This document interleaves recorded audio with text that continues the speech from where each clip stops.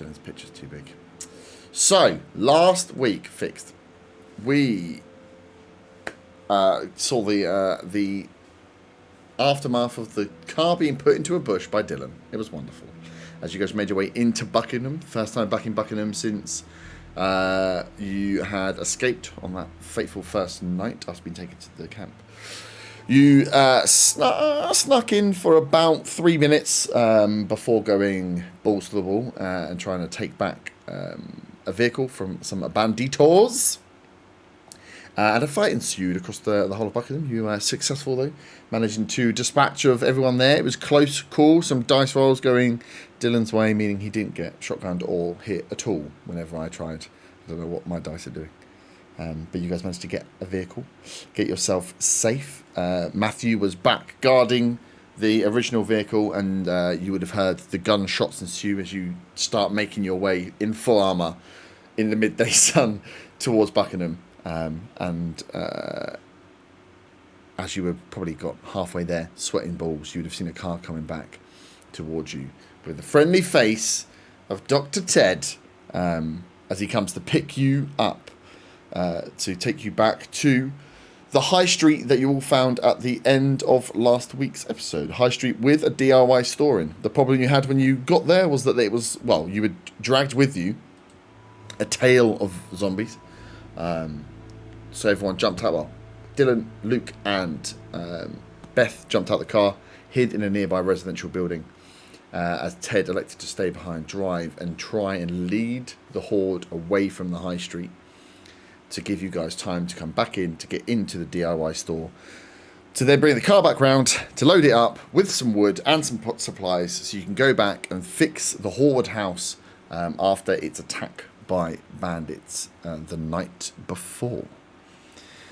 So we will join the gang as it is probably early afternoon now. Ted, you have arrived as you come down the road, seeing, quite easy to see Matthew as he is glinting in the early afternoon sun on the road. So I suppose we can start with you guys to kind of bring Matthew up to speed, and then if you would like to tell me, coming back towards the site, so if you imagine the road as a straight line, you obviously drove up the road, dropped the guys off, then drove up and came all the way around. You're now approaching from the south again. So once you've brought Matthew up to speed, how would you like to approach the high street, and where would you like to stop the car? Can we see any zombies first off? As you're coming, as you two driving into town? Yeah. Yeah, so if you can go both good perception checks if you'd like.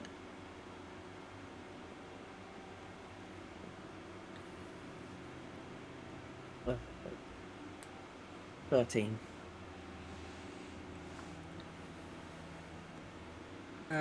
7. Ted is in full story mode, Matthew, recounting everything that happened. He's blinded by the sun. So to Dylan last time. But with 13, you see there are still a few zombies lingering on the high street. And once pointed out, Ted, you see, and it's nowhere near what was there before. The horde that were following seemed to have passed through. But you can see there's a few still lingering about on that high street as it stands now. I'll say no more than like 5 or 6 that you can see. Are they between us and the house we're after, men? Yeah. If you were to think of it as, an encounter map, they would be on the encounter map somewhere between the top and the bottom of the map. So they're just lingering about the high street. They look like the stragglers of the pack. If you imagine, you saw as you were leading them out that you had the front of the pack that were, and you've seen the two kind of states of the zombies as well, where they're in the idle mode and then they're in the kind of more aggressive hunt mode where they're a bit faster. So you knew you were keeping the front pack ahead of you, but that meant that wave of speed as you go kind of back towards the end of the pack would have tailed off at some point. So you're always expecting to leave some behind. So these ones just look like they've lost the scent, they've lost the track with the rest of the pack, and now they're just idling about the high street. Matthew, if you want to get to this shop and get the other guys, we'll have to deal with these zombies. Or whatever they are. Yeah. because we can't get past them without us not them noticing us anyway. Well, guess I better get my lance ready. So are they sort of like individually staggered about the place? Are they? Sort of like... Yeah. With what you see, I mean, you can get a bit closer and get out of the car and have a proper look. But yeah, you can see that they're staggered. Some of them are. There's a pool that's slightly more grouped together. But again, there's only 5, 6 odd zombies that you can see. So yeah, you're far enough away at the moment that you're spotting that and you're slowing the car down. But again, if you were to drive up the high street, you would probably attract them and drag them towards you. And where we are now, how far are we from the house and the shop? From the you're much closer to the shop. You're probably about 60 foot from the shop, and then another 60 foot on that, so about 120 from the residential building that you know the rest of the guys were in.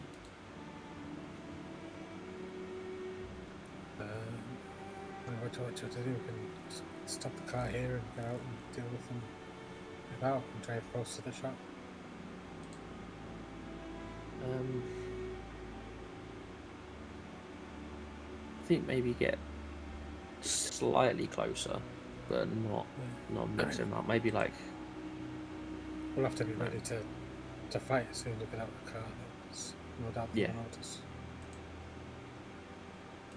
Maybe slowly drive an extra like 20 foot, so like 40 foot away from the shop. Yeah, so I'll try and coast the car, like in neutral, as close as I can to the shop. Yep. Try and give as little noise as possible to presence. Cool. Can you give me a stealth check? Stealth check, clutch control.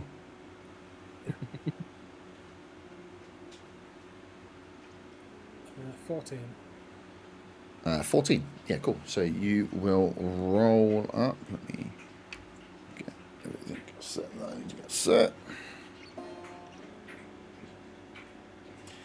Cool. So yeah, you roll up, and as you get in, you see that. Yeah, you can see a cluster on your right-hand side, which is in front of where you spotted that DIY shop before. Only a small cluster, and then there's a few just dotted here and there, and you can kind of pull up just before you get too close to the ones that are in the cluster and the ones that are close to the shop. There's 1 or 2 that are closer to you. At the same time as you guys roll in, before we do it, I'll put you on the map. Dylan. Beth has explained that he's gonna stay behind and keep watch when you guys go into that. And you've been talking strategies of how you're going to go in and what you're going to do. And he said, like, if he stays outside and keep watch for anyone that might be coming in, so you guys don't get caught out.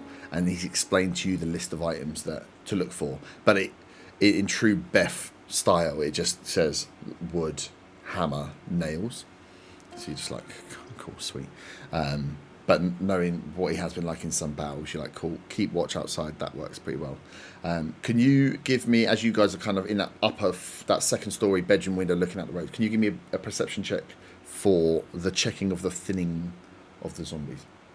Perception. Where's my sheet?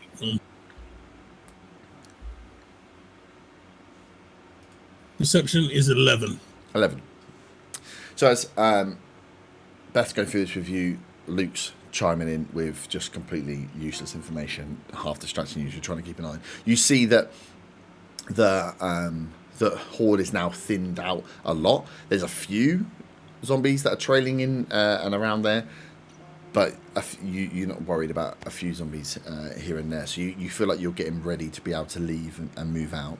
You don't, as you're listening out again with them two talking, you don't hear anything from the main street, but you get the feeling that you should be probably getting ready to maybe have a peek out into the road, see what's going on, because the horde that you watched pass by, and again that thing that we described before, as Ted drove off and gave it he didn't. I don't think he used the horn at all. He just used a lot of revving as he drove off. You saw that wave of zombies moving. The first 2 or 3 rows of these of this quite large horde that were chasing, and then behind that you see him start to get slower as they start to lose the scent and not fully understand where the pack is going, start to peel off, and now you're at the real dregs of the end of the pack of zombies that are just now idly wandering around with no sense of direction really.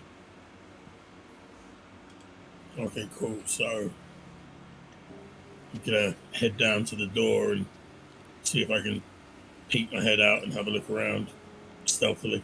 Yeah. So yeah, give me a stealth check and then a perception check as you kind of creep out the door, check you're free, get up to like the front gate of the property and just peek up and down the road. Stealth is 15. Perception is 16. Nice. So you see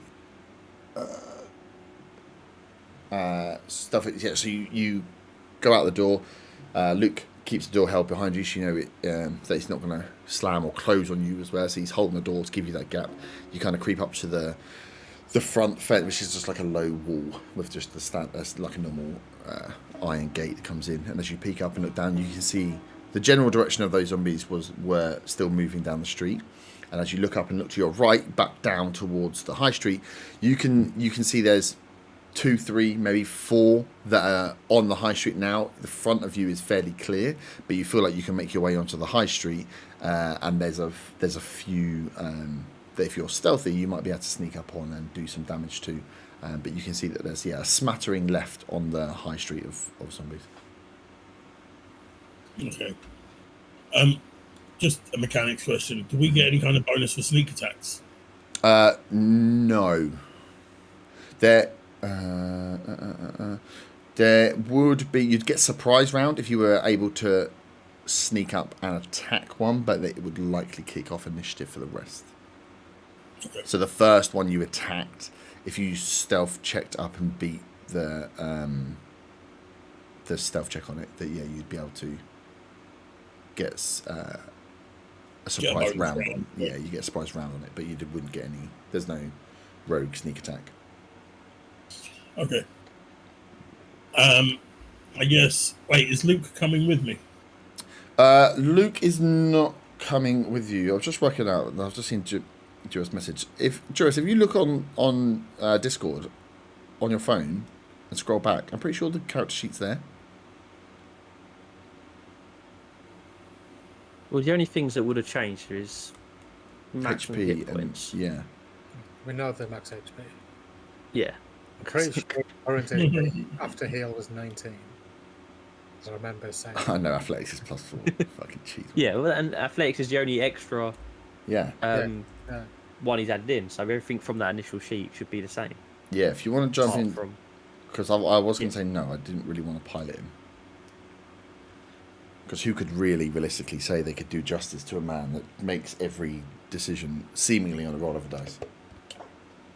Which the one between me and you, just the one you sent it to me.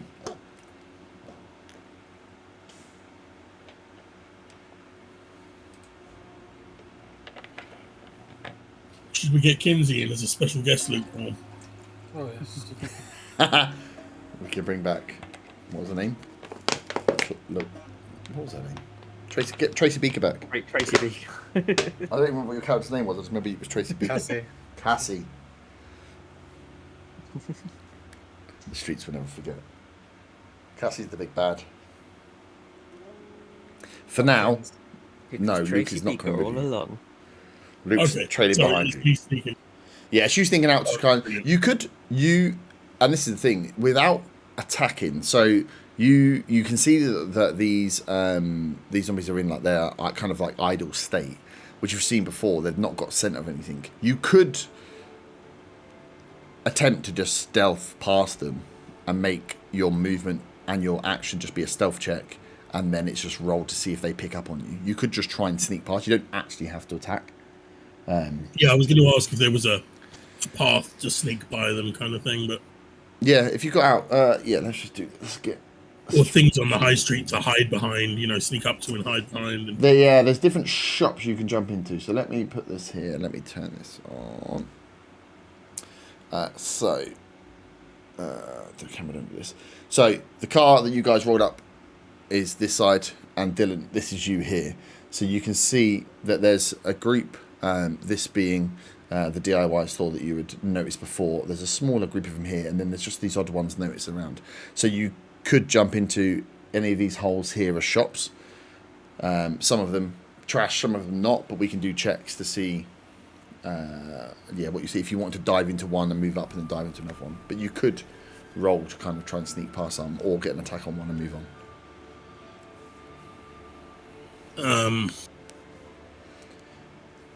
Well, there's three right by the door. There is. If you come out, give me another perception check. Super low DC. 13. 13. So as you're planning out and you're seeing and you're like, okay, there's three by that door, so we're gonna have to do something with those, but there's two only closer. I can maybe sneak around them, not have to do too much damage. And then you were like, but also, where the fuck's Ted with the? And as you say that, you see the red car slowly drop at the other end, just rolling its way up, and you recognise the red car. Okay, that's the car. Ted's in it. So your assumption would be that, well, hopefully Ted's in it and he's brought Matthew with him. Surely there's glinting light beaming from and a lance out the window. I guess I will sneak to that first door. Is what I'll first try and do. Yep. This one on the left or on the north or the south? On the north side. On the north side. Cool. So give me a stealth check for the first move. 14. 14. That was it. Pass. Super low. Yeah. Cool. Easy. So yeah, you make your way, just creeping up the road. So, Dylan, you sneak up to that first shop. You can see that it has been cleared, so it's got the scroll on the outside with the cross knocked through it, and you can see that it's been slightly trashed. It looks it's a chippy fish and chip shop that you can see has been looks like the back has all been turned over and rooted through. The glass has got a little bit of smash on it, but yeah, you sneak your way up and dot yourself inside, and you can see that it seems fairly clear inside as you get to the first window.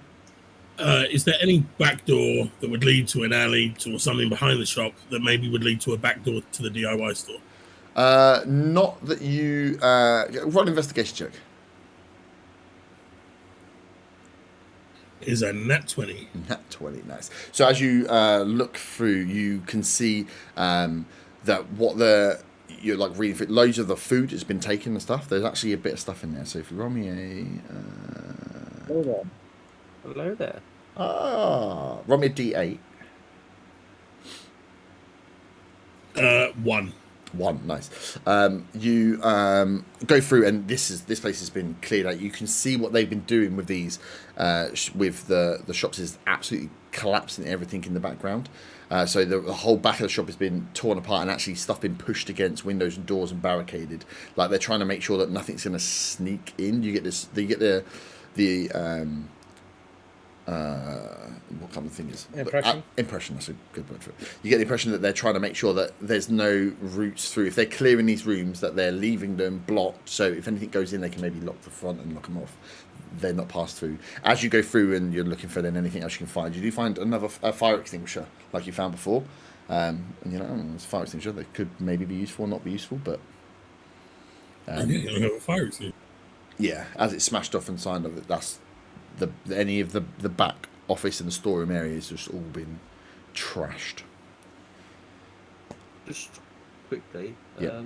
do we know how many bullets you have had left? Let's say none. I think I had. I think now. You've got an extra. I got a load, didn't I? You got a I load. got a load off. Yeah, so I've got like. I'll have to write down how many I used because I can't imagine I'm going to use all of them. So I'll just take them off. You had about 9, and then you found 15. Yeah, I think I had a full clip. You had a full clip. I think you had about 11 from Graves. He had about 11 left, and you used a few, so you'll be on 8 or 9. But then you found 15, so you went all the way back up again. If I just put it's 20 for now, just as a reference. Yeah, he's got. Yeah. Do you know what you on your saving throw on as well? What you put as a proficiency in your saving throw?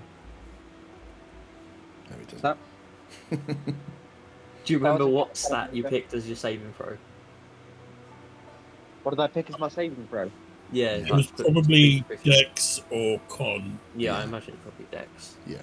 I think I did choose Dex. Yeah, I think. Okay, yeah. I'll just put Dex. Cool. We'll Yeah, go it was with Dex. Yeah, it was. Yeah. Yeah. if it's wrong for one session, it doesn't matter so much. So with the One- Jack of many trades, it adds 1 onto everything that's not. That's half Yeah, your right. proficiency. Yeah. Half your proficiency Yeah, rounded okay. down. I'm just I'll be gonna. back in 1 second. It's gonna get 10, so I can write it down. I'm Hey. just gonna. Oh, you're gonna write it all down instead? Okay. Yeah, you don't need to write that. Doesn't matter. You can catch up. I was making notes on boards that I use. Yeah. Oh, yeah. To keep track of bullets and bits. But so Dylan, as you go into that, yeah, you can see that it looks. At first glance, when you peered in, you see that they've marked these off, and you assume that they've just looted everything. You can see that actually what they've been doing is ripping apart whatever they can find in that room to barricade it off as a concealed cell. Is there any materials that we're looking for that are salvageable? No, they've like I say there's a few cardboard boxes and bits around, but mainly you've gone like round the chip shop counter, and in the back room where they had all the metal kind of storage racking, that's where it's all been pulled and knocked down and wedged sideways and bent up. But there's no wood in here; it's mainly ceramic tiles across most of the room and stainless steel. And then you're like, Okay, oh, 5, 6, Okay, I will chill here for a second while the others decide what they're going to do. Cool. So, gentlemen in the car, you have rolled up onto the street. You've got 2 shops either side of you now, and you can see that you've got in front of you, this probably being the closest zombie, as they idle around. None of them seem to have turned towards you as you rolled in with the car in idle. What would you like to do?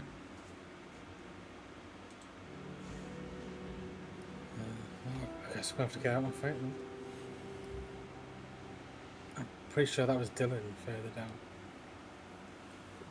Yeah, I mean, do you want to check next to us? The buildings before heading down? Or? I mean, can try. Yeah, you can A see question. the to your left, Ted, the one you've pulled up alongside here, looks to be one of those like specialist shops. Bit of like an outdoorsy one, bit of bike gear in there, maybe like bit of running shoes with. That, but doesn't look like it's been fully gone through. You can see there's stock in there. It again has the red spray paint on there with the crust marked through it, but doesn't look like it's been like trashed and thrashed open. And Matthew, if you look to your right, you can see that there is another food shop, like a takeaway place. Surely Again, I'd be on the right, wouldn't I? with the red mark on it and crossed through. We got American cars. I'd be on the right hand side. Oh yeah, you would be. I've got a question. So Other way around. I feel like I'm a bit behind, but obviously when we finished, there was all those zombies. Where are they now? They've all gone. So you were holding the door. So you were holding the door. Dylan told you to hold the door, so he could go out and check. So you've been holding the door open so he could come back, and then because he was going to check the way, check that it had gone. You see, most of them had followed the way that Ted had said, but you could see from the bedroom window there was 1 or 2 maybe dotting around. So you've been holding that front door, and then you, after a minute or so, you look out the door and realise Dylan's gone. You're like, fuck. So you come out the front door, close it, come out onto the street. If you look left, you can see, the tail end of just an ambling kind of like horde just making its way in the general direction that Ted had driven them. And as you look to your right, you see Dylan is creeping up and darting off, and you see in front of you this here, the 2 zombies, and you see the red car at the far end. Okay, so if we use our guns, for example, they might come back. At the moment where you are, they all seem to just be ambling around. They haven't picked up anything. No one's made anything that's moving. They're not making a general move towards you as it stands now. Yeah, it's probably best not to use guns. Yeah. That was what I was coming to. Yeah. I don't know if you were coming to that, but you do you. What would Luke do in this situation? Well, he would use this Luke's one, dead. wouldn't he? Yeah. Listen to the voice of Ted in your head. What would Ted Listen do? to the doctor. Yes. Listen to my tag talk. So yeah, you two have jumped out the car.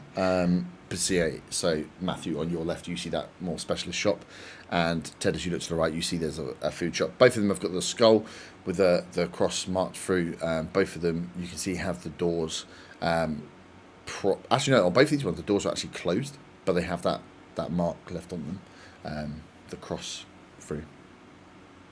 I guess I'd go to the food shop. Yep. So if you're going to move, then give me a stealth check.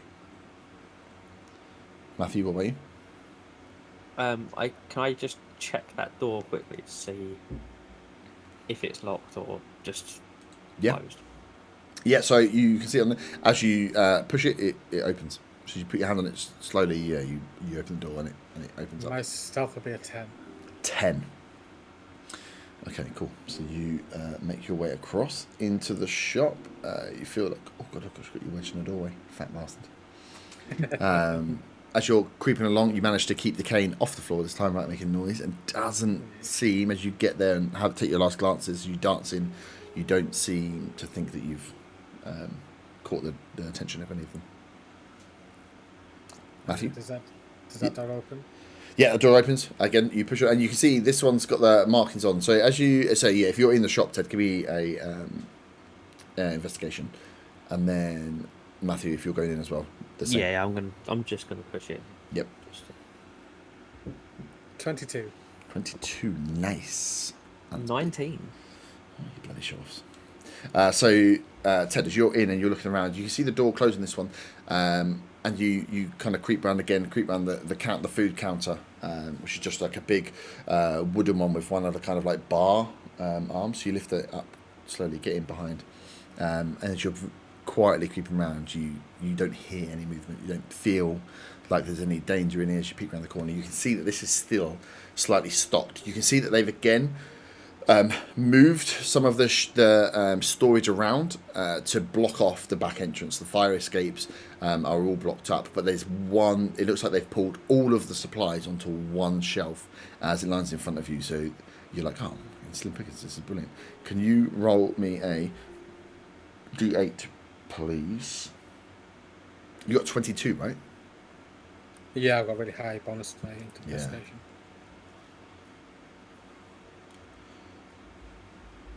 I need to roll. It'll be a 2. Okay, and I need another 2 D8s. A 6. Yep. And another 6. Nice. So as you're going through and trying to work out what's in there, you find the medical kit that someone had left on there, the like little green box one, and you open it up and it's fully stocked medical kit. You're like banging, and then you find across different bits of the some of the fresher stuff doesn't look so good and looks like maybe the fresh bits have been taken, but there's still some food products in there, like things like big boxes of like crisps and like the cans and bits around. So you find 2 days worth of rations, which are 2 kind of smaller size cardboard boxes that you'd have to take back out if you wanted them. Yeah. And then 19. So you get them there. So if you take them out from the storage, bring them around to the front, and as you're going through, and you can see the same thing that Dylan's seen before, that it looks like definitely someone's been in here and organised this. And with 22 investigation, you can see that like, they've purposely blocked off entrances, and they've purposely clearly organised and moved all this stuff here. So you wonder if maybe, like, was it the bandits? They were going to come back and collect stuff? Was this a case of clearing and then get stuff set and do, like, what would be the process for leaving bits behind? Potentially, they're clearing and then coming back and collecting stuff. So someone's been through here before, but they obviously just didn't take everything that was in here yet. So that's good for you guys. As you push your way into the shop, Matthew, and look around, you can see that this is it's a very outdoorsy shop. Lots of like fishing gear and tackle and a few maybe like smaller bits. Again, they've stored a lot of it. A lot of the stuff that's left on the wall looks to be that lots of like fishing poles left in a kind of holder for them. Lots of the flies for fishing. Lots of hooks on the wall, little bits where they haven't pulled them. You then, with a 19, kind of wiggle your way through to the back. You can see that the back office door has been completely barricaded off, and in front of it is just boxes and boxes of stuff. Can you give me 2d10 rolls, please? 2d10. Yeah.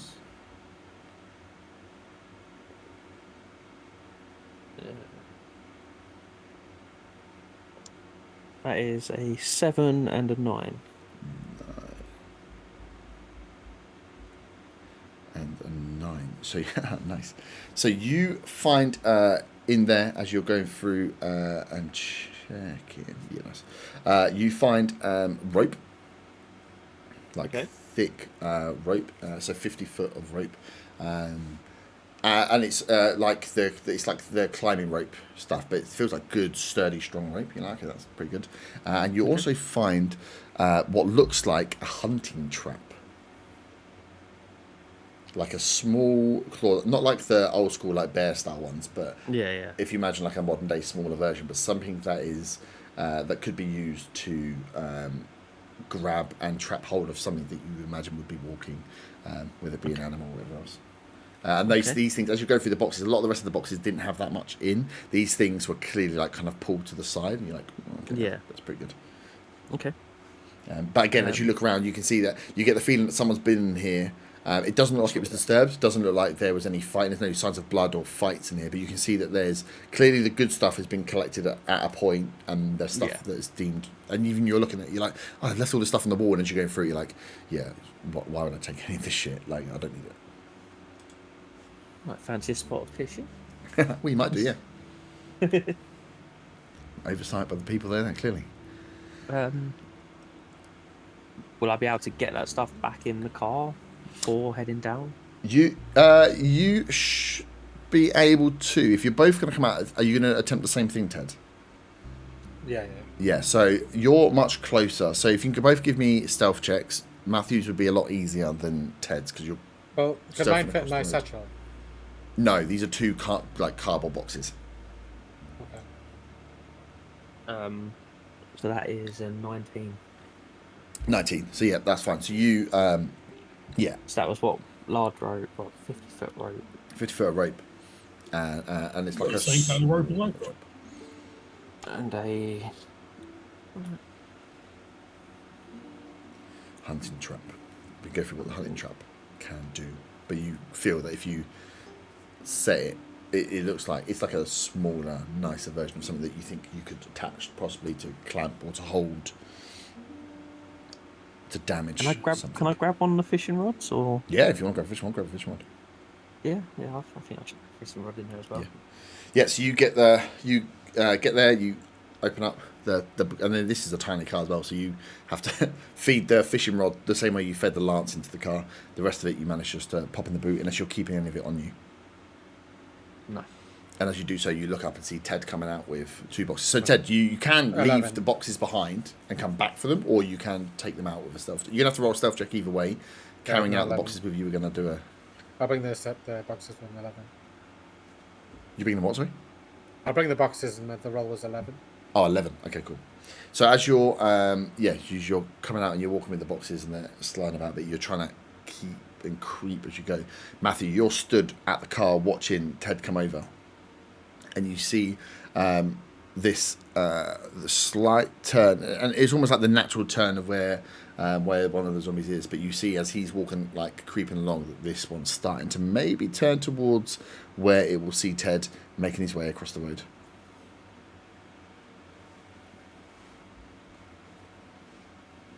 Where's my water? Cool. Dylan, you at the door of the shop can see Luke has made his way onto the roadside, and you're peeking out. There goes the stealth.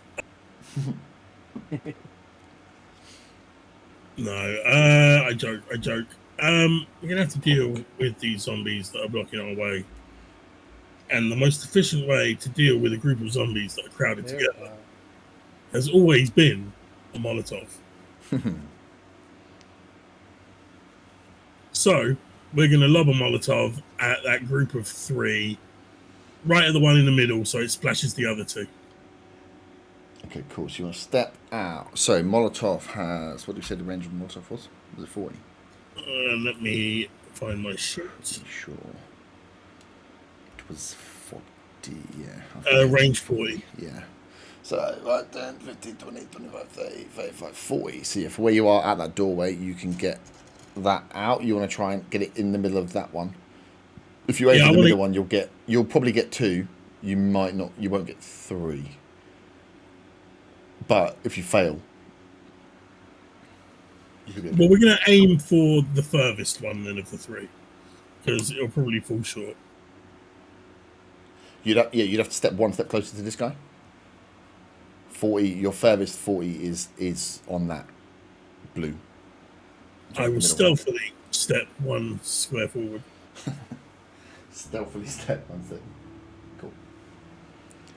So you're gonna aim for the furthest one. Cool. Give me an attack roll. Yeah, let's do it.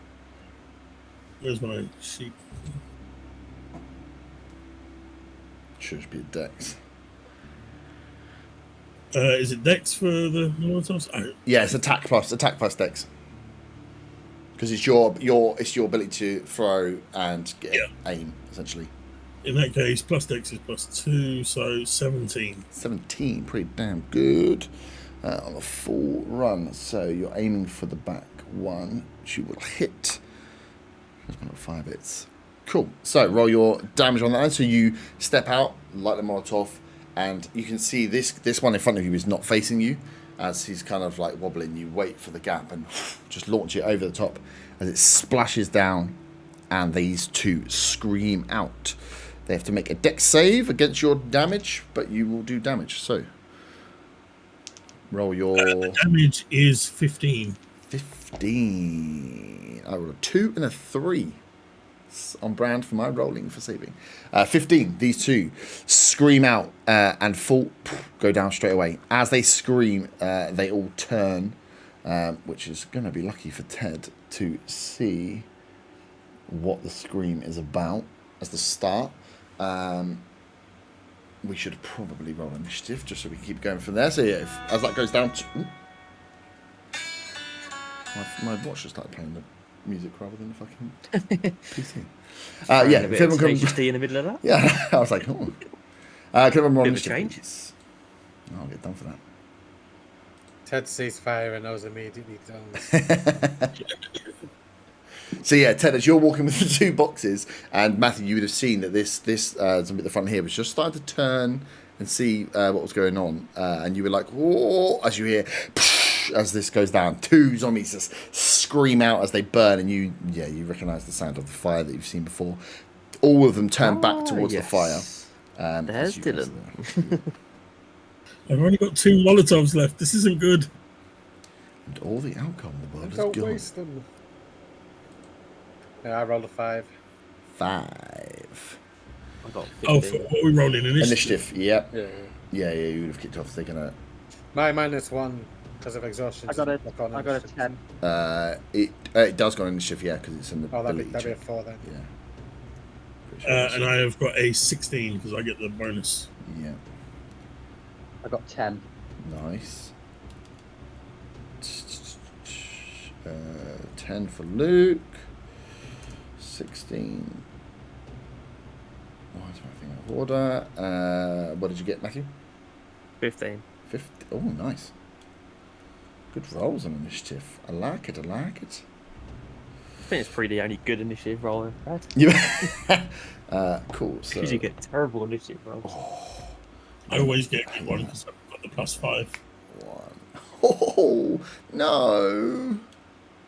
I just rolled 2 20s, but I rolled it on initiative, which is literally the worst time I could roll fucking initiative. I rolled a 1 as well. Or 21 20. Stupid. Right, let me get these ones sorted. So it's going to be them to go first.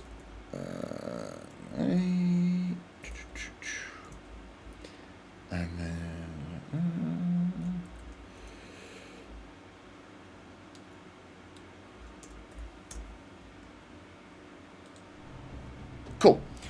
So, this guy is going to scream. They're going to scream as they see the fire. This one is the one that I did roll a 20 on first. Is going to turn, seeing the flame come from behind you, and not being too. Did I make it to the car, by the way? You would have. You would have been this close, so you could launch the boxes the last bit to start the initiative. Yeah, but as you would have walking, you'd have heard the smash and maybe hear a crash, stop and look, and you're like, oh fuck, fire. Then you realise, okay, get the boxes in, let's go. As Matthew, you would have seen the fire go off as well.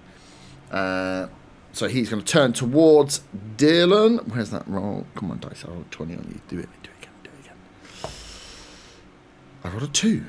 I fucking hate this game sometimes. So yeah, this one turns around towards you, Dylan, as he's seen you go, snarls and goes to swing, but you're well aware of this. You planned this. You knew you were going to be this close to him. You just step back as he swings towards you, misses completely, and moves on. The next one is this guy who nearly got hit. Turns. Oh god, he's got a clue what the fuck's going on.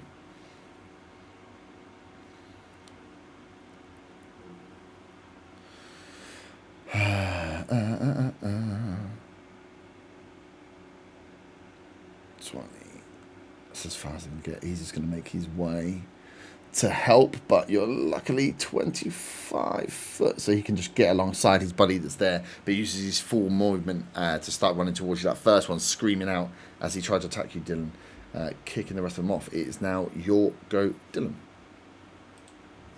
I guess I'm going to swing the machete at one of these. Yeah. I will swing the machete at the one on the left. I get nice. efficiency, but I do get the dex, so that's a 15. Cool. The one that just run up, yeah? On your character's left. Yeah, the one that's just run up. Yeah, cool. 15, did you say? Yes. 15 hits. Okay, and it's 1d6 plus dex is 8 points of damage. 8 points of damage is good. Right, big swing in. Screams out. Yes, this one comes charging towards you. You see it coming with a machete. With the machete. Big slice across the chest of this thing as it reels back. You see that in like the t-shirt bleeds or cuts open. And you see the flesh just part on the skin. Not a lot of blood coming out from the fresh wound, but you get a nice cut across the pectoral of this thing as it screams.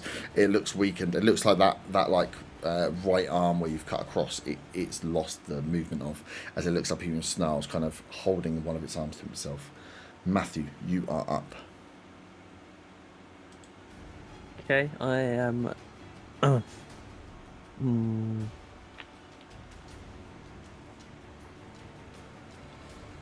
Gonna lower my visor. Yeah. And can I get within range that one closest to me? You should. What's your movement? Okay. 30. 10 foot, isn't it? Yeah, 30 foot. 30 gets you right up to him. Oh, 10 foot, yeah, 25 you can get. Yeah.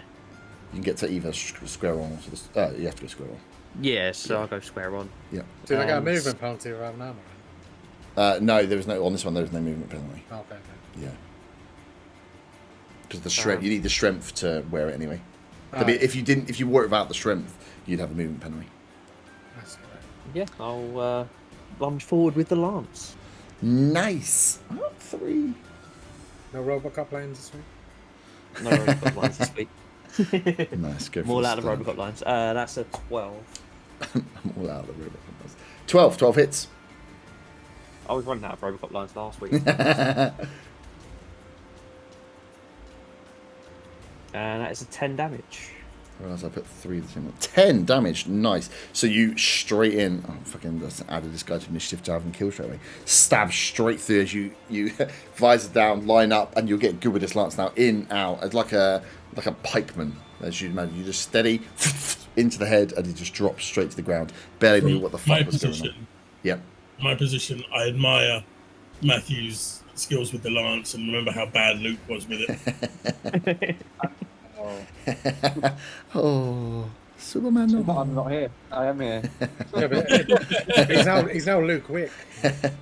Luke, you are up. You've just seen you've seen the two and this big swing from Dylan, and then as you're like planning your attack, looking about the field, you notice the gleaming armor just step forward, almost like military marching, line up straight, and you see this the efficiency of Matthew with the lance, and you're like, okay, my time to one up him. It's your go. Right, just before I start, I just wanted to double check what the rolls are on the knife and the gun because I wrote them down on my sheet and I haven't got. I'm just going to write them down here.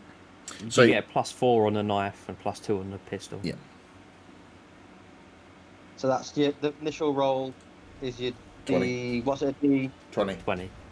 D20 +4 on +2 on the knife. Yeah, +2 on. +4 on the knife, +2 on the pistol.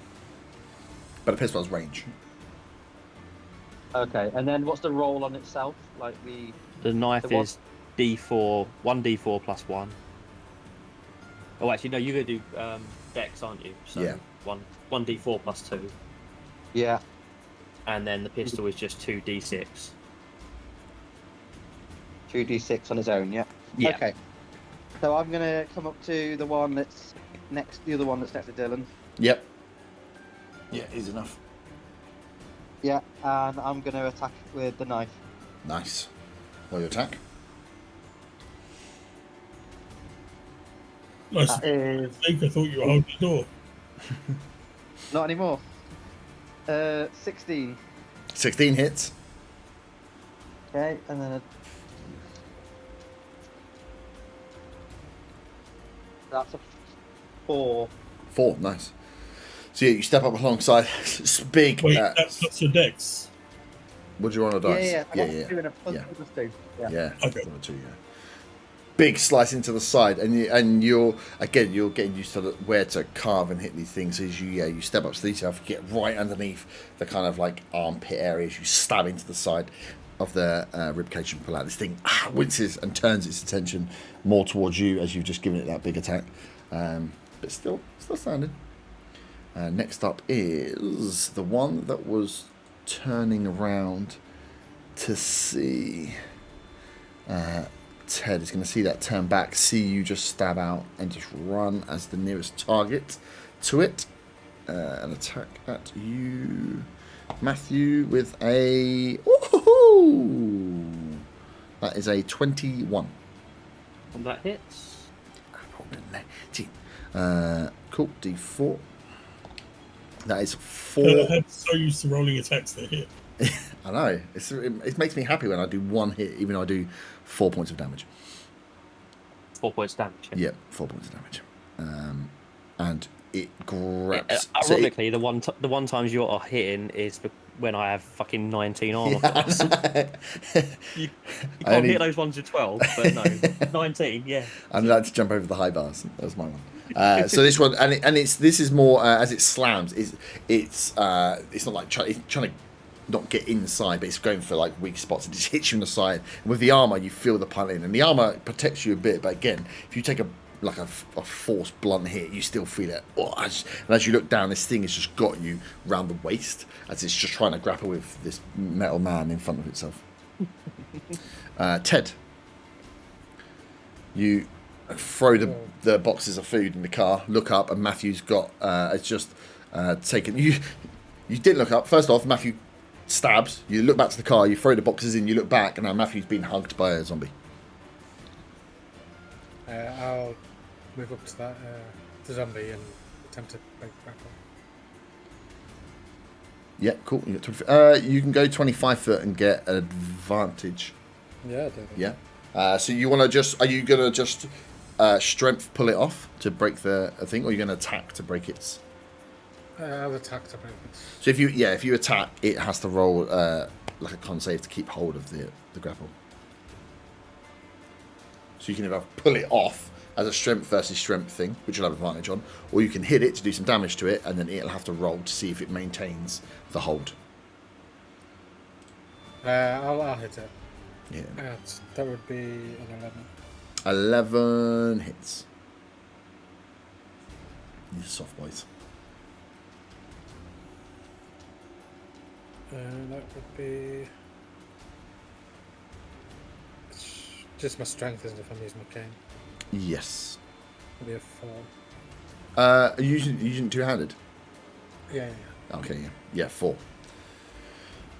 Cool. So you roll in. It has to be an 11. It rolls a nat 1.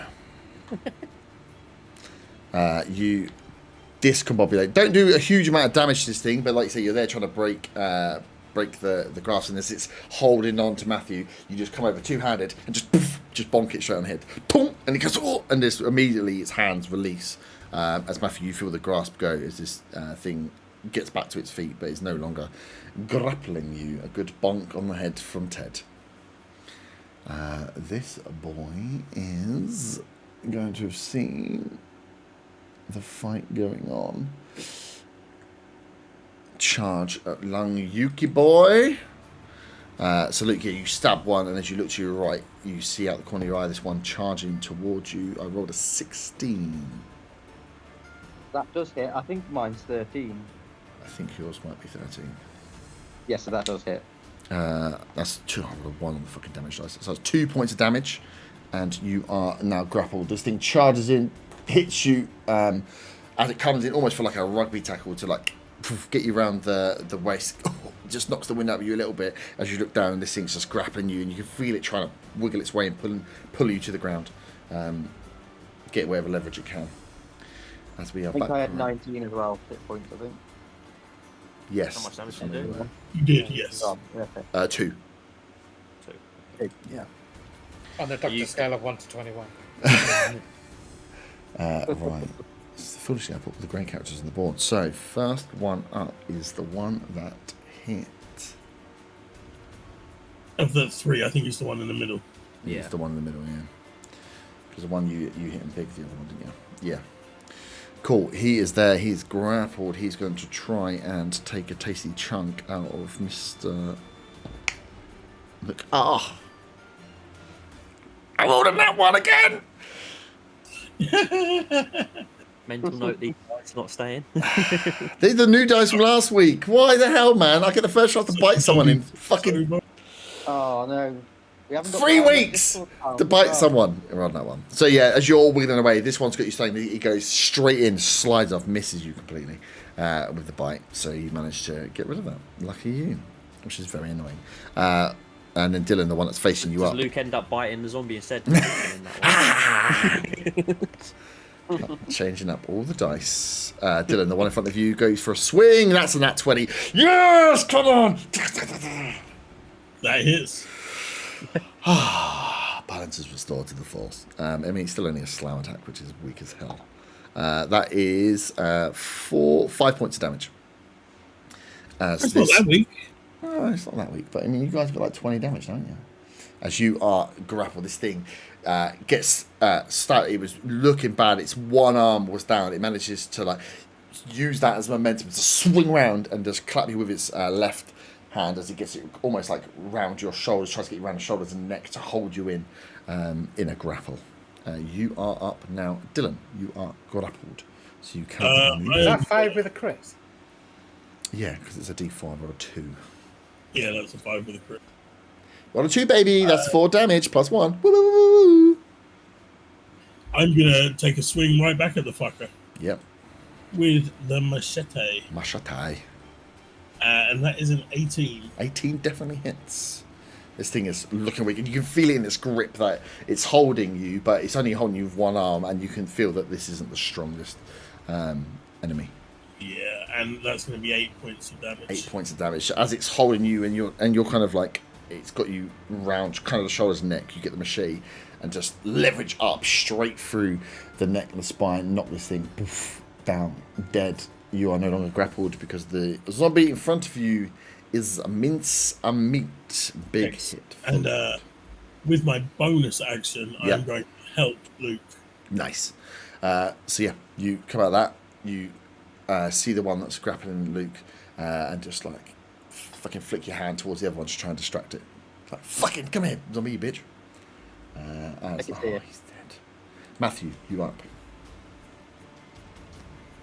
Okay, I am No longer grappled because this one no longer grappled. took a bonk on the head. I'm in too close a range to use the lance, aren't I? You would So be attacking disadvantage, yeah. I guess I'll just swing. oh, Are they not flanking that one though? Oh yeah, they are. So yeah, it would be a normal roll. a normal roll, yeah. I don't want to go for a headbutt now. This been mentioned. It's been a while. It has been a while. Is it still facing me, or is it facing the other way? Yeah. So it's really just taken the bonk and it's stood up. It's not had an action to recover really from what's happened before. Do you know what? I'm gonna go with the lance then. Okay. Just so normal roll. For Yep. that. And that is a 13. 13 hits. That is 7 damage. 7. Oh, nice. So yeah, as Ted's kind of bonked on the head, as it gets up, Ted just gives the little kind of like shove across the kidneys of it as it stands upright, and as it stands upright, it gives you enough leverage to get the lance up. I don't give you ideas. The lance up through the skull, underneath through the chin, through the top of the head, and as you remove, it falls down. Ted removes the cane. Zombie hits the deck, and you guys are stood back facing each other, nicely dispatched. You have a couple, and as you guys then turn to look like, this fire is now gone. The Molotov is burnt free. You can see around you the death and destruction of those current zombies, but you see that your compadres are in a little bit more of a precarious position at the top. You still have movement, Matthew. Okay, well I'm gonna head down the road as far as I can then. You can get, it's about there. Yeah, I'll head to there. Just count. Then, yeah, follow it line. Nice. Cool. So you start full arm up the road.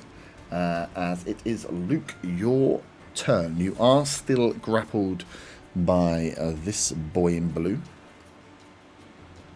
So what are my options? I can break the grapple or try and attack. You can break the grapple, yeah, or you can attack and they can break the grapple. As long as you're tackling, you want to take on the one that's grappling you, essentially. But yeah, you can either break the grapple, which is a strength check, which will free you, which means you can't be bitten the next time, but you can be attacked. You could try and move away, but they'll get opportunity attacks on you. But yeah, breaking the grapple means that they can't get close enough to get a good bite on you. I might attack. Yeah. So just a standard attack of it.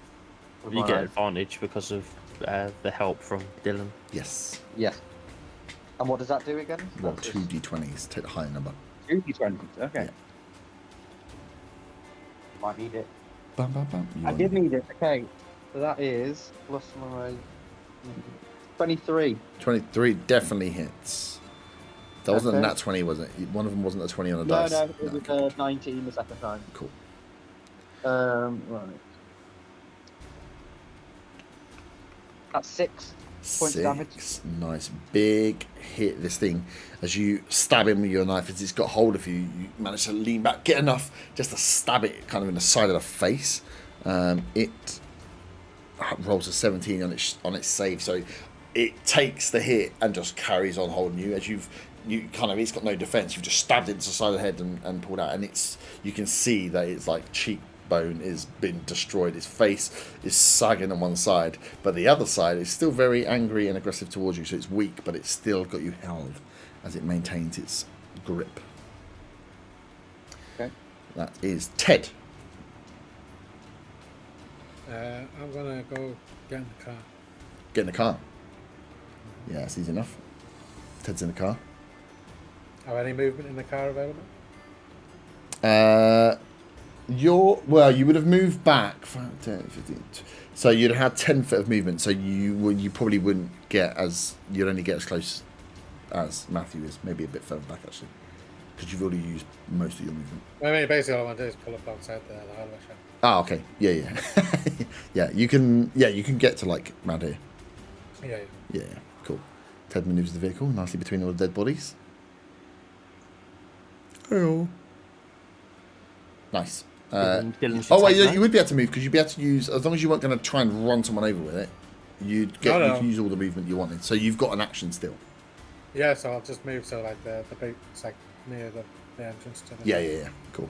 Yeah, we can say you use your action to run over a few crispy zombies to give yourself a nice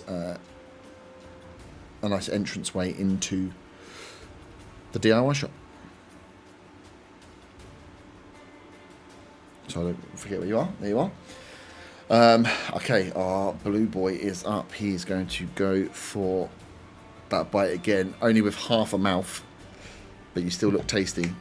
Ah, I rolled a fucking 2. Yes, the stab to the face really discombobulating how this zombie is using its mouth and jaw as it tries to take a bite for you. It opens its jaw, comes towards you, and just is unable to close its jaw again. As Luke, you get away with it again. Yep. Come on, dice. Don't do me like this. It is the grey one that is still up. Let's go. He was in for you. You just get the help action, didn't you? Dylan, so he's still going to try and go for the one that's grappled because you tasty boy. That is a 13. Meets it, beats it. Yum yum.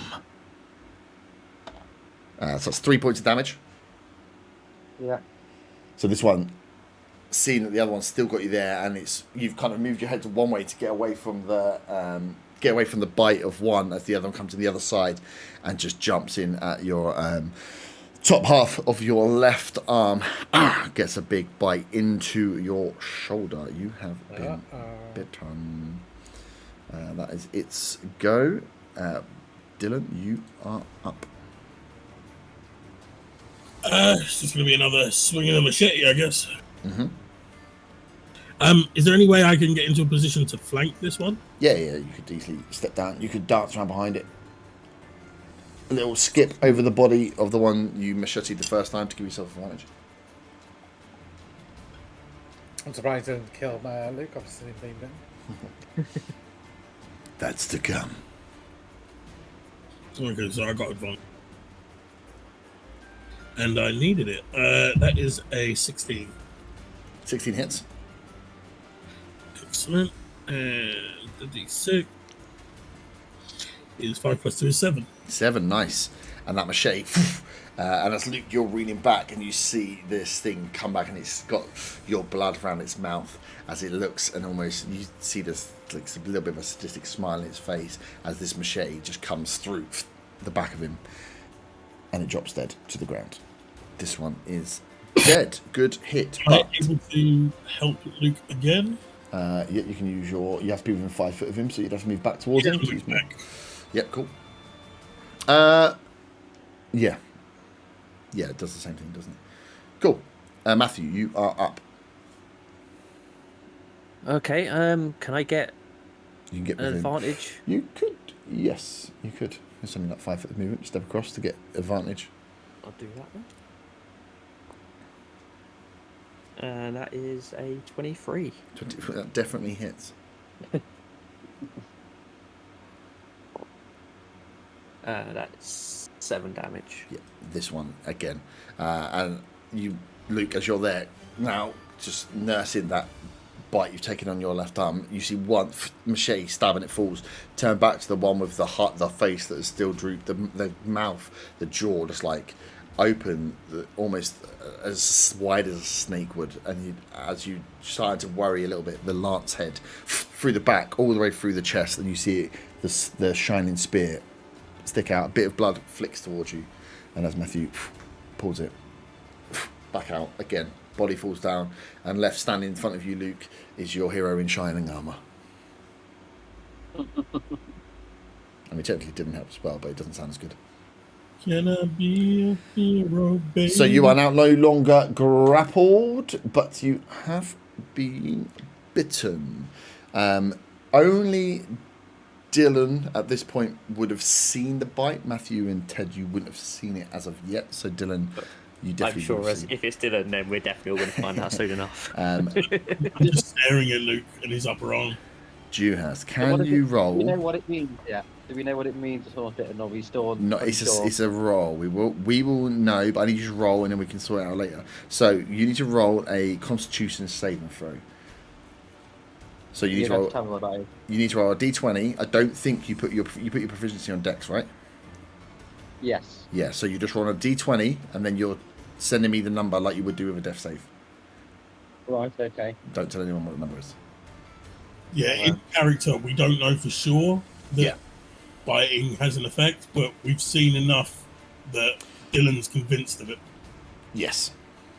Yeah. Kieran gave a bit of information on it, and you have seen John turn. You've seen one person turn, and then you've seen what happened at the house as well, the original house. So you've got a bit of an inkling that it's not good. Cool, thank you. Right. So we'll sort this out after what that all means.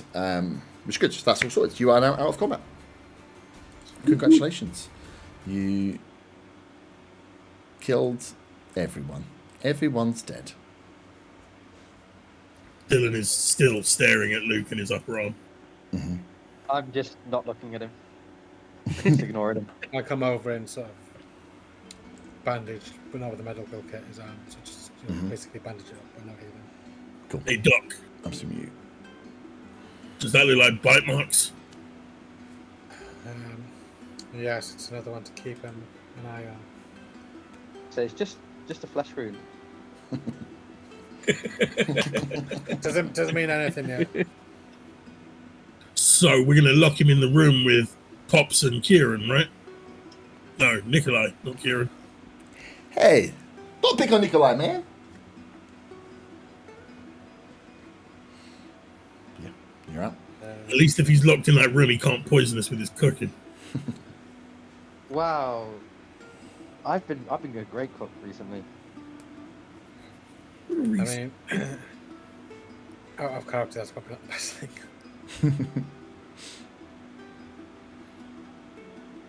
Cool. We'll So have you to guys, talk about that. yeah. We'll worry about it later. Beth's given me a really shit shopping list for this DIY store. Let me guess. Wood? Wood, screws, hammer. Even though he's got a fucking hammer. And I'm pretty sure we still got John's hammer. Yeah, I've still got John's hammer here. Alright, so we don't need the fucking hammer then. Well, I'll wait in the car and I'll act as a lookout if you guys want to go and get minutes. Cool. So you outside the DIY shop? Yes. Yep. Yeah, is the door open? So no. So as you're there, this one has got the shutter pulled down, and it has the skull painted on it. Oh, brilliant. Did we not notice the skull when we went past the first time? No, because you drove past quite quickly. Do we know what these skulls mean? Yeah, I'm pretty sure that means there's more in there. You see the ones where the skull has the cross through it? Yeah. All of those buildings have been empty. Okay. Well, didn't expect it to be an easy one, did we? We didn't get any keys off the group of bandits we killed, did we? We only got the car keys. Were there any other keys that they might have had? No, as you roll an investigation check. Whoever wants to roll a check, you should look at the store. Who wants to take that? I mean, I've got a pie thing Yeah. I'm guessing they can't. to watch me roll a really bad one now. I don't think Canton Archaeo's going to work on it. Dirty 20. No, I didn't think so.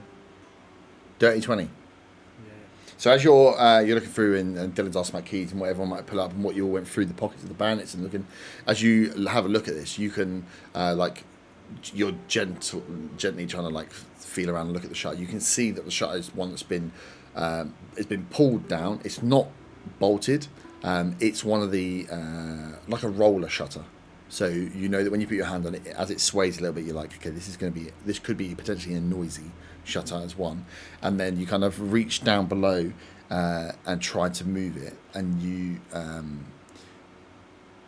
you can't with just your one hand, but you can get your fingers underneath to move, and you're like, okay, maybe this feels like it's down and could be lifted, but it's going to take some effort to lift to get it up. But it's not locked in any way. It feels like it's down with either some sort of weight mechanism, but there's no lock and bits on there at the moment. So someone's locked this down, but hasn't bolted it shut or anything. And then on the front of that, the corrugated metal is that skull.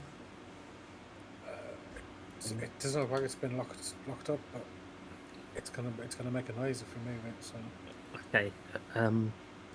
How about one of us either side lift up? I'll stand ready with a lance in case anything comes straight out the door.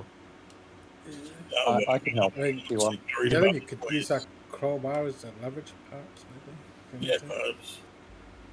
I'm not that worried about the noise because those things screamed when we firebombed them and nothing came back from them. When we firebombed them. Well, yeah, it was a team effort. Okay. I mean, it got rid of 2 of them straight away, so you're fucking welcome. I mean, I'm not denying the effect of them.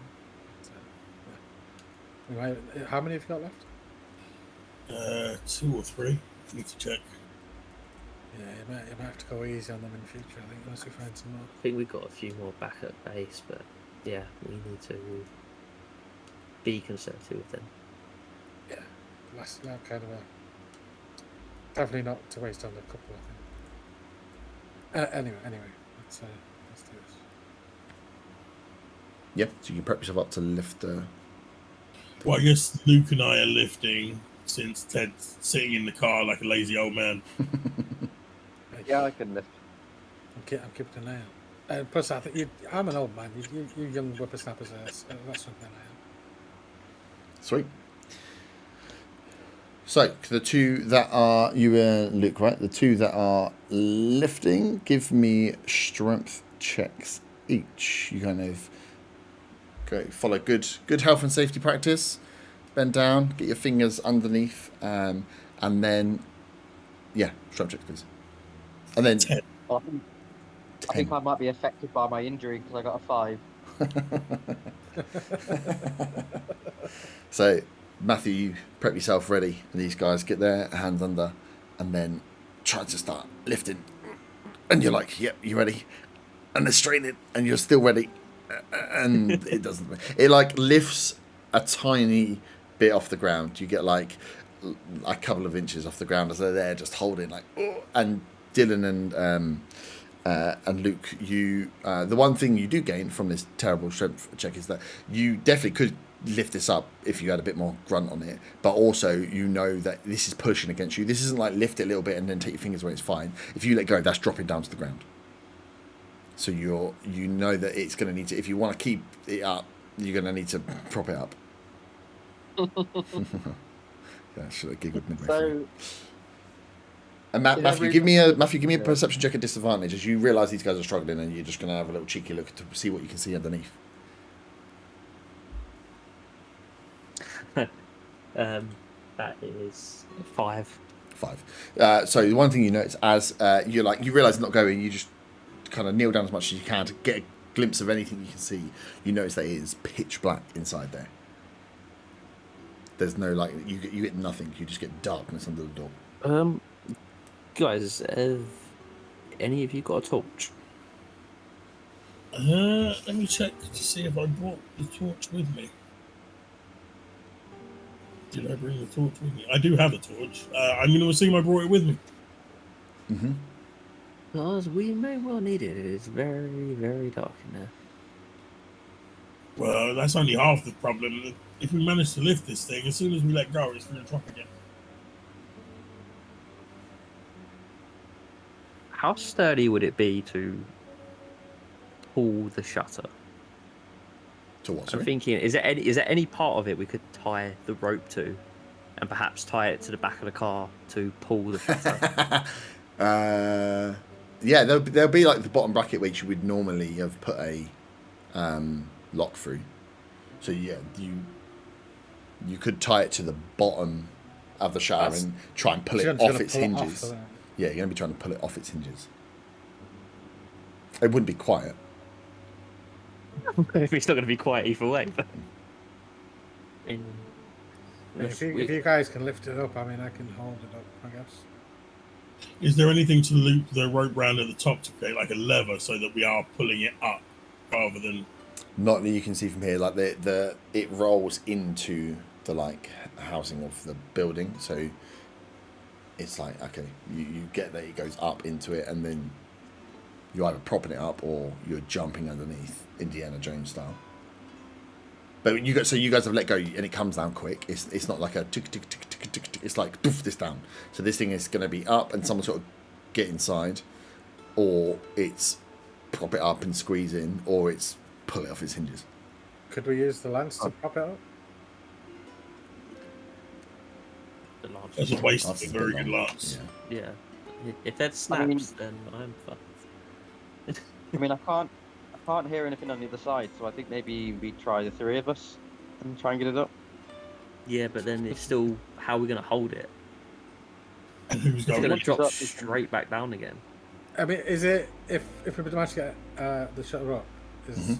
one person holding up enough? Or... No, you from those two struggling and wheeling, you realise you get the feeling two people need to get at least to hold this up, and that will give enough space for if you wanted one person to squeeze in.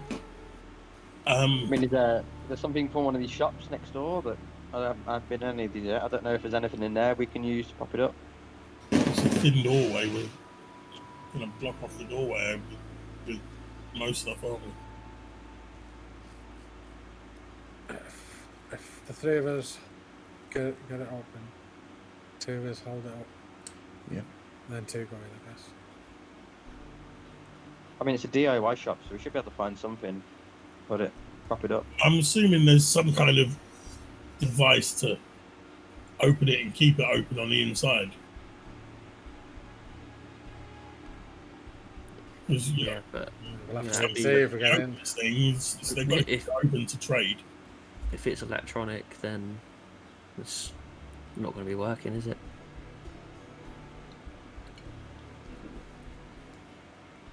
Oh, fuck it. We've got to get in and have a look. Right, three of us hold it, open it, two of us hold it up, and two of us go in. Unless sounds like a plan. Who's going in? Well, I think Robocop needs to be going in because he's made him up. Yeah, Luke's already been bitten, so I say we sacrifice him. Wow. Fair, that's fair. We're not sacrificing anyone. It's just a figure of speech. Mm-hmm. Mm-hmm. Mm-hmm. Okay, let's get this open. Okay, should we attempt this? Yeah, Me, sort me Dylan, through it. So 3 people are going to do the strength check, Yeah, make Dylan and Luke. and then one person's the other two are just going to hold, and then 2 are going to go in. Yeah. Yeah. Who's going to come in with me then? Once. I'll go in. All right, Luke. Do you want to take the flashlight off Dylan then? I hand Okay. Luke the flashlight reluctantly.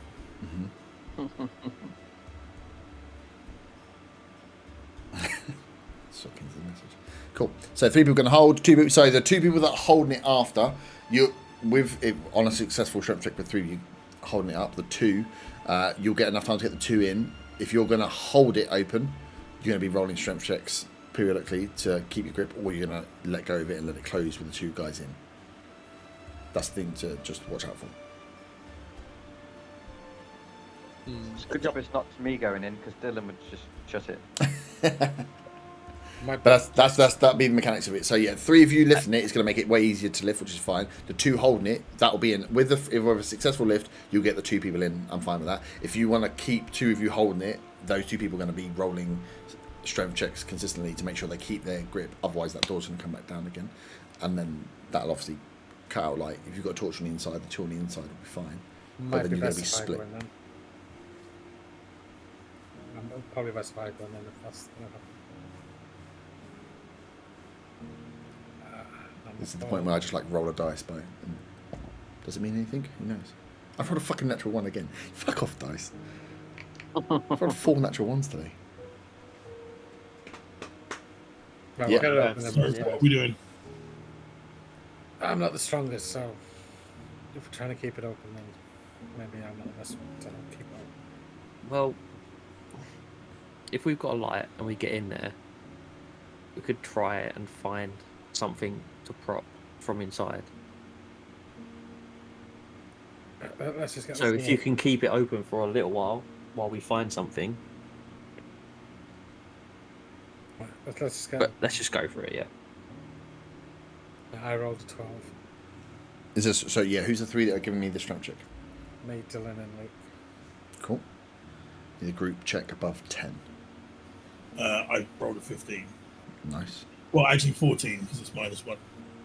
Who's the last one? Let's not get. I natural rolled one. a 7. Okay, but overall you'll get over 10. Okay, cool. So the 3 of you are there. You manage to get, and you feel the strength of this as you roll it back in, and you can feel it is going back into the mechanism. It's not broken. It's just very heavy, like slowly, and you get up enough. I'm assuming the middleman. Let's go. Bracing the other 2 once you're ready. Boof. So who's going in?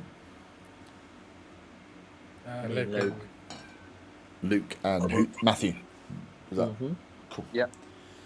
So you guys all wiggle in.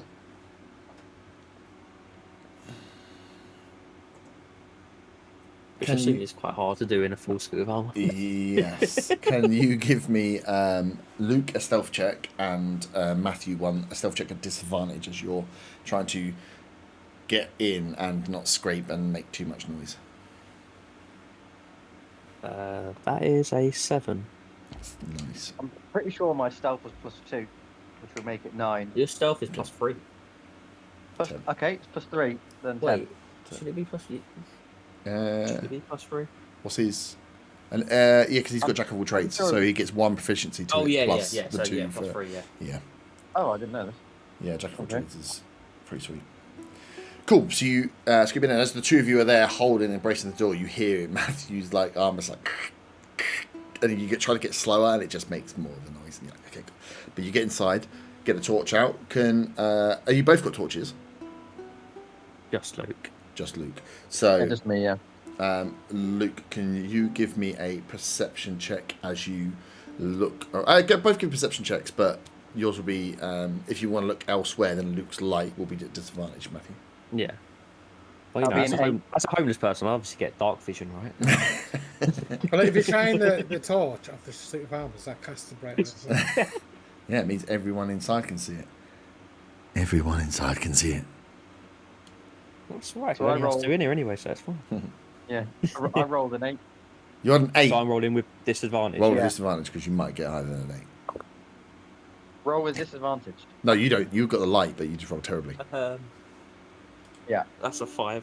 5, sweet. So as you're like frantically like looking around, you get in there, spin.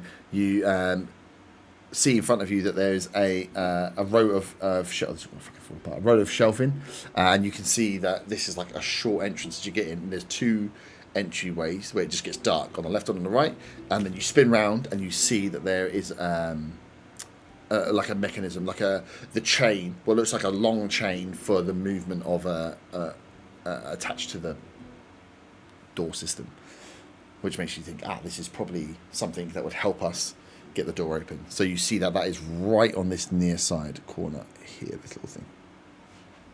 Oh, that's See something if I we can can consider it. manually lock into place. So you've seen it, you can investigate it if you like. See if you could work out. I mean, I can do an investigation check, but my rolls have been terrible. But yeah, I can investigate it. Oh, it looks dark and gloomy. Just keep an eye out, Luke.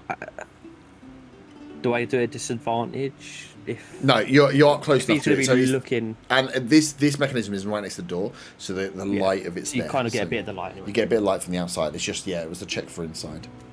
That is 17. 17, nice. So as you look at it, you can see it's just a big, long chain on the end of that goes up to the what's it called, to the top of the mechanism. You can see that there was a sort of wheel that you would use or wind around it, but that's been broken off. So you're like, okay, we can get. I imagine we get the door open, but as you look at it now, you can't see how you'd secure that chain. So you're like, cool, I get the door open, but I'm not going to secure the chain, so you're going to need to find some way of securing it. Secondly, this is a metal chain going around a metal mechanism. So you're like, if I start pulling this is going to start making the noise of like as you go through it. So you're like, if we do it, we might have to do it quick, and we know we're going to make noise of opening this fence, of this door. Can the two on the front door please give me strength checks, please?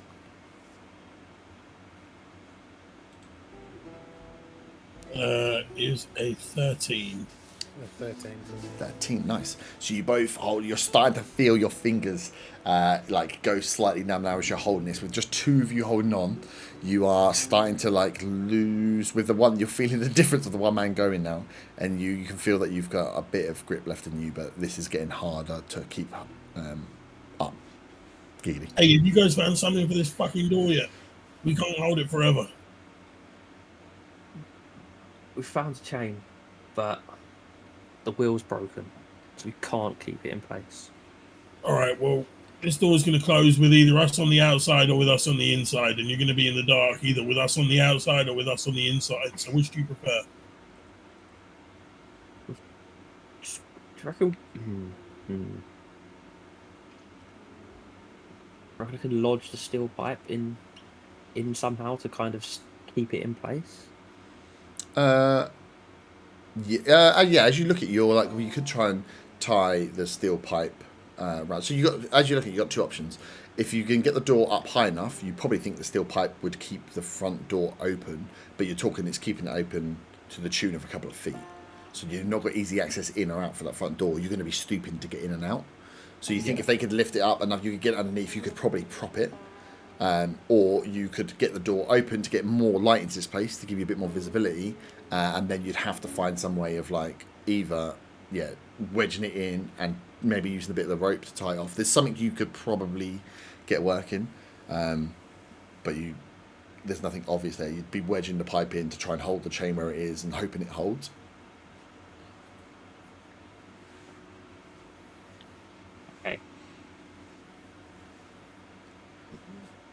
Do you guys want to quickly? If we can attach something to the chain so it won't go back through the mechanism, so I can get stuck in the mechanism, that should hold the door.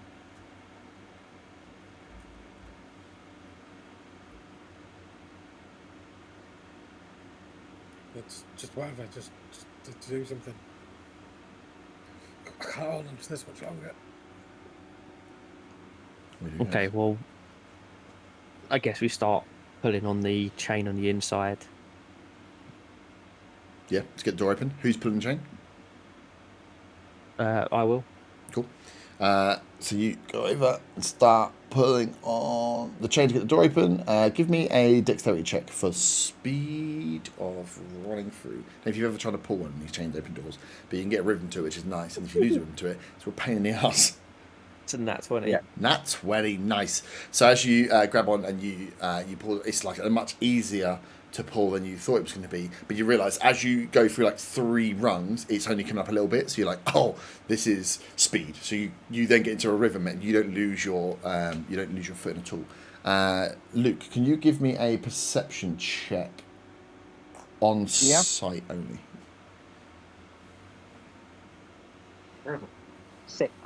6. You are just flicking the torch round and again just looking at what you can see in front of you here, which is mainly just this front row of shelving units, like shopping. Yep. Bits here. Cool. So Matthew, you go, and this is you guys hear it. You feel the weight come off, Dylan and Ted. You feel the weight come away. You see your fingers have like got the white marks across the like inside of your palms where you like whoosh, you like stretch it out. I mean, Dylan's hands are probably nice and pretty. He doesn't make calluses. Sort those out. But you see the door is now coming up, and it's a steady pace, like decent pace, but it's still not quick. It's just like a zzz, and you can hear him there Medium as pace. you step on the air. A medium paces. But it's noisy as well. You can hear that this is a chain that's being run through as it goes through. So, doors coming up. What would you like to do from here? Age before beauty, go on, old man. Well, do you want to quickly grab the rope from the car before coming in? Okay, I'll go and get the rope.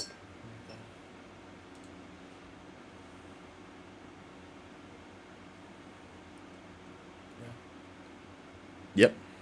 Yeah, I'll go grab the rope. Go the rope in. And so, what is your plan with the door? So I'm going to try and wedge the pipe into the chain mechanism With the door. somehow. Do you want to get the Yeah. door up? In or out? So what I need to know is, are you taking the door to the top to get the maximum light? So essentially, your mechanics you're playing with here is you can leave it where it is and try and wedge the pole, which will leave light, pretty much dim light where you are. You can try and take the door all the way to the top, which will give you a bit more light into the building itself. If you've only got one torch between you, but it's going to take you a bit more time to get that all the way to the top. It's come up to like chest height, so these two have like ducked under to get inside of you, if they're getting in. Does the door open in or out? The door opens. Yeah, actually, you see in here the front doors aren't there. Right. So the front doors are gone. So that's you notice that you've come in and you're like, well, hang on, this was just a fence. And it's like, yeah, this was the front doors have either been knocked off or removed, and this was just, you can see that this was brought down. And what Matthew was seeing is that mechanism was broken. So when the door came down, I was wasn't hoping broken. the doors opened out, so we could wedge the door underneath. No, it's going to be doing something on there. So yeah, so Matthew, what would you? I feel like getting as much light in as possible is probably a good idea. How heavy are the shelves behind us? Like, could we turn one on its side and wedge it underneath the shutter? They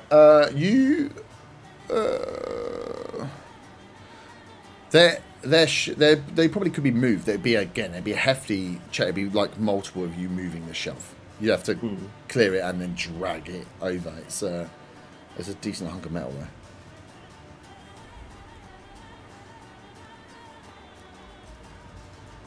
So at the moment you're just holding on. Are you Dylan and Ted? Have you made your way inside? I am. I mean, if we do that with the shelves, we'll be able to get back out there. If you wedge it Would open, would they be wide enough? They wouldn't cover the whole doorway, would they? no, they wouldn't. They wouldn't come. No, you'd be you'd be trying to like just hold the door open and give yourself it'd be a squeeze space to get out. Again, you're getting out one at a time with a slow squeeze. The same as if you held it. If you had it like the metal pipe prodding up, you'd again be like it'd be an extra 5 foot of movement to get out because you're getting down and out and under. Again, if you try to pull something and prop something up against it, it's the same thing. You're gonna cut off part of your space. It's gonna take you an extra 5 foot of movement to squeeze through, and you're getting out one at a time. Right. So yeah, I'm inside now. Cool. Dylan, were you making your way inside as well? I haven't yet. I was waiting for him to figure out what they're doing with the door. So at the moment, Matthew, you are just holding the chain here to keep the door at ease, and you can now start to feel the strain as it's pulling as well. Dylan, you coming in or not? I will duck inside. Duck inside. Cool. So yeah, you've got it up to like neck height now. You just need to decide what you want to do with this. Should we get one of these shelves then and stick it underneath? Yeah. Unless we can do something with blocking the chain from moving, like sticking a screwdriver through or something. Yeah, I mean we can try. I got a steel pipe in my bag that we can try. But if it doesn't work, the door's going to slam shut. So as soon as I release this, it's going to slam shut. Yeah, Ted and Luke, can you give me perception checks, please? Actually, no, not Ted, because if you'd have been looking at the mechanism with Matthew, Luke. Me 11. 11. As you're hitting these guys, everyone's inside. You're looking now, and you're still peering, and you're like again, you're looking, and you're just seeing there's like some what are they called, like barrels and some bits here, like odds and sods. You've got those units, and you've got this big gap around the side. As you're looking around, you're not seeing anything. You swear you hear something being knocked or something being hit further into the store. Guys, did you just hear that? Hear what? I just heard something being knocked over in the back. There might be something else in here. I mean, it did never cross through it, so there most likely is. Right, we need to get this wedged open as soon as possible. I mean, there's some barrels I can see over there. Maybe if they're light enough, but also heavy, like sturdy enough, we should be able to get one of them underneath. They're not gonna be that tall, though, are they? I'm guessing.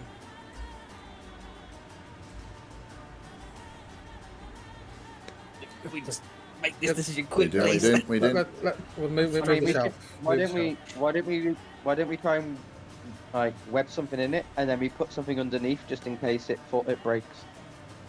So we've at least got something to fall back on. Right, okay, I'll wedge the steel pipe into the mechanism. Yep. So you Damn it. put the steel pipe in. So if you're going to put the steel pipe in, Matthew, you have to let go enough for it to come down onto it because you're a bit higher than where the steel pipe would go. Nah, I meant No, anyway, in the mechanism. in the mechanism. Oh, in the mechanism. Okay, cool. So yeah, so you're going to jam the steel pipe in, try and just wrap the chain around it as much as you can. Yeah, to kind essentially of kind of jam it, really. Yeah. So what you do is you find in the side of like the as close to where the original mechanism like hook was, you manage to wedge the pipe in there, get the chain wrapped round. Can you give me a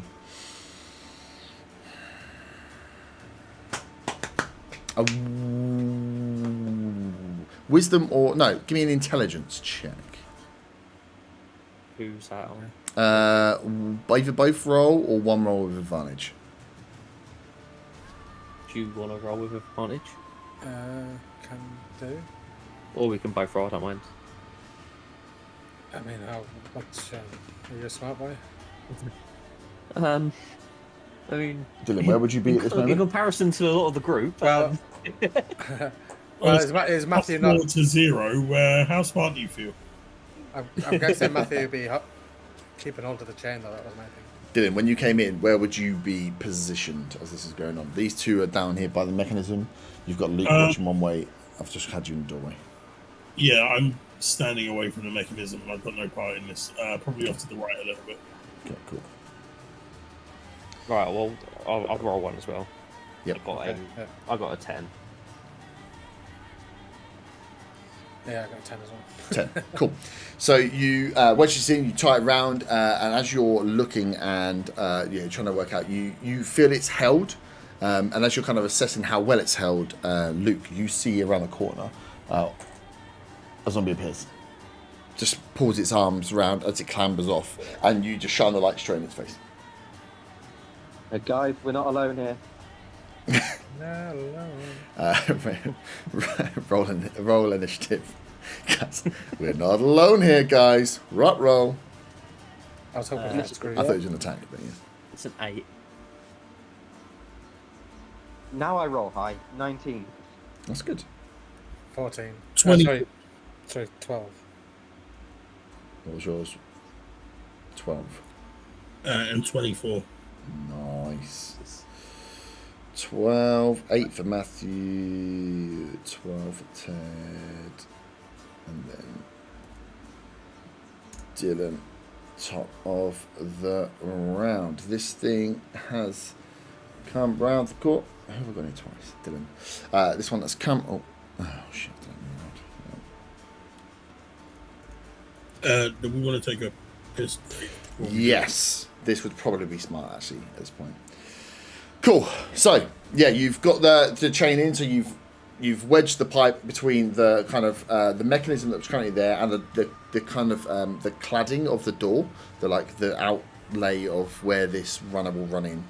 You've got it wedged in there, and you've got the chain wrapped around enough and tied up enough that at the moment it's not moving, but you could feel that the strain was being put on that metal pipe. With a 10, you both look at it and it seems secure for now, as you hear Luke say, we're not alone, guys, and we'll pick up from there in a second.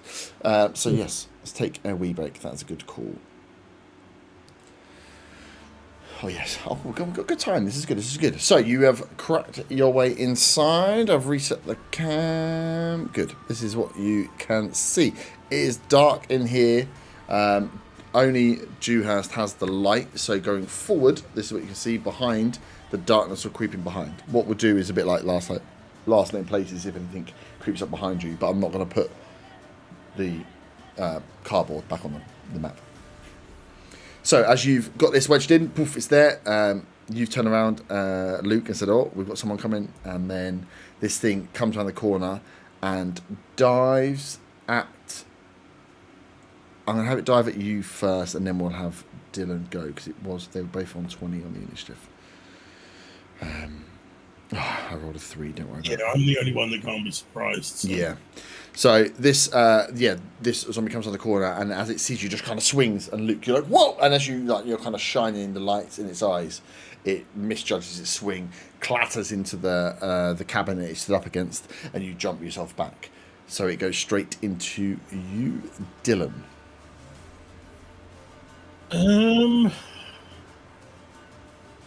Molotov.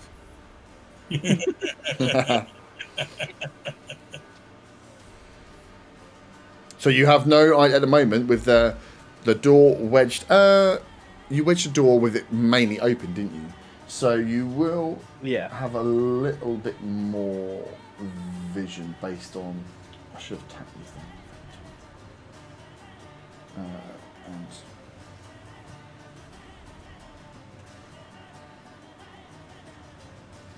you have a bit more vision, but yeah, these cabinets that are here in front of you is this first line take up. It's not like a B&Q. You're not in a warehouse. You're in like a larger hardware store. This is very much a high street, and this is like, imagine 2 plots on a high street have been knocked through and turned into a hardware store of a town. So this is where you're in. It's not very high seating. So these things in front of you, these big shelving units, have got a load of crap on them, but they're blocking a lot of the sun or a lot of light from the doorway. So you've got a good view of this front atrium. You can see. Down this right hand side there's the edge. There are some barrels and bits there which have got like just bits of screws and stuff that you pick up, bag and take, like easy quick pick stuff. And then you can see to the left hand side that it goes round, and there's another set of there's another aisle of kind of units there. So Dylan, you are up. Yeah, I am going to move to the right hand edge of that rack of shelves. Yep. And just prepare an attack with the machete, hold an attack. Here. Right up against the shelf, yeah, so. Cool. If anything comes around that corner, I'm ready to just swing at it. Cool, so you're going to hold an action. Perfect. I shall not that down. Anything comes on the corner, you're going to swing at it. Luke, you are up next. You got 19, right, on your initiative? Yes. Yeah, nice. So you're up next. This thing swung at you. You've seen it, whoa, shining the light in its eyes, and now it's your turn to go. You have got the torch out, so you've got one weapon, one torch. And you are the only one with the light as well, to remember. Okay, so I'm going to go with my knife and attack it. Yep, nice. That's 14. 14 hits.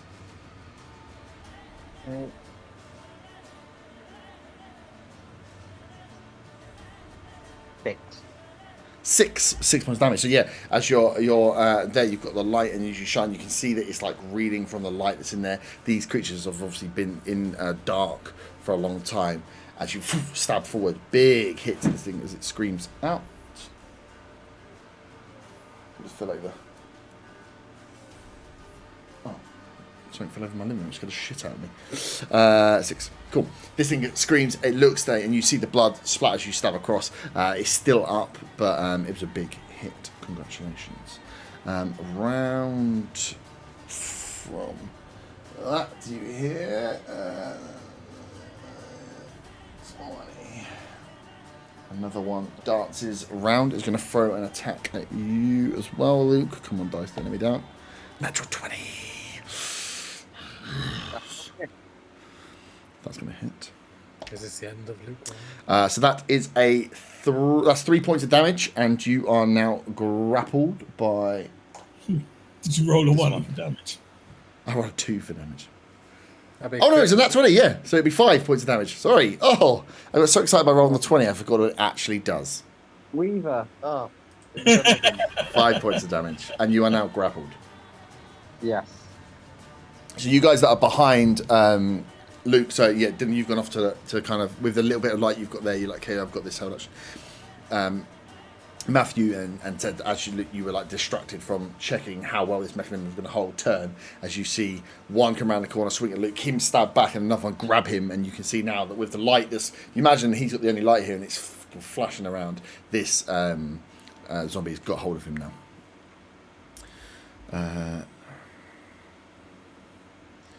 This is a small alleyway. Another one is going to push in behind. You see these things have obviously started coming forward, heard the chain moving, and they're in that state where these aren't just slowly walking around the corner. I'm like, oh, look at you guys here. They are coming towards the sound. They're making their way through. And as you hear them moving now, you start to hear the scrabbling further back in the shop of more footsteps moving. Ted, you are up. As it's such a narrow entranceway, and they've got Luke and Matthew in front of me, I will stand behind Dylan, hold an action, and use my bonus action to help Dylan. Okay, cool. So you go back to back with Dylan, hold your action, and use a bonus. Cheers for the help, guys. You know. Oh no. You've got Robocop on it It's the too. death of the cancer market. Is it coming? Is it coming? We can only hope. You won't need his bloody character sheet next week. No, it won't. Okay, Matthew, you are up.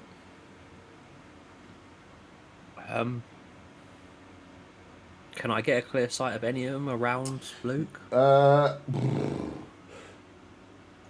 You can no, it's very narrow. You could maybe no, because you'd be the mechanism's in the way. You can only get next to them. You could roll with a higher AC against the one on the back corner. It's one in blue. If you were to right hand down the side of Luke along the cabinet, just try and slice in, it will be slightly harder to hit because one, you're going round Luke, and this thing has kind of a bit of cover on the corner, but there is one on this back corner you can go for. I might as well. There's nothing else I can do really, is there? So, just push Luke into him, run away. I You have go no underneath, idea, but go underneath the shutter and leave immediately.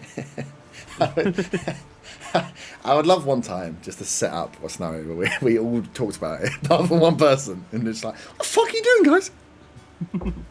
And it was all a dream. Cool. Yep, take your attack. So slightly higher AC on this one, as you'll get round Luke, and it's got cover as well. Let's say, well, actually it's 24, but because I've got the improved crit, I'll get the crit on the 19. So. Oh, nice. So yeah, not only do you hit, you crit. Nice. So yeah, as Luke's there, he's been grappled by one. You look around the side, and this isn't the one that's grappling Luke, but it is definitely one that's on that corner. You spot the gap, straight through with the lance.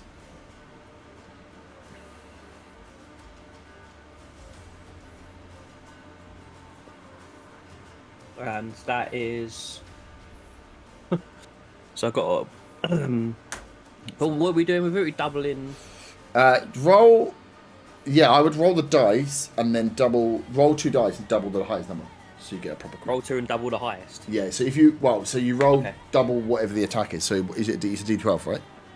Yeah. So roll 2 D12s and then double whatever the highest roll of the 2 D12s are. Okay. Well, in that case, that's done, and then add the 3 for the strength on. Mm-hmm. So that is 25 damage. Oh, fucking hell. Yeah, you've just been obliterated. Yeah, this thing doesn't have a head anymore. So yeah, as you lean down, you spot your opportunity straight through. And this helmet is a lot softer than you'd thought. You got a lot of power. The lance goes all the way through the skull, not just piercing, but like the actual pole of it goes in. And then as you relinquish the lance, the rest of the head just caves in on itself like a souffle as this falls and dies. I'll take him off the board for now. That's I rolled a disgusting. 1 and an 11. Oh shit! The 2 yeah. ends of the 12. Yeah. Oh, hello, camera. Wakey, eggs and bacon. Cool. That is you up. There we go. You have movement if you would like.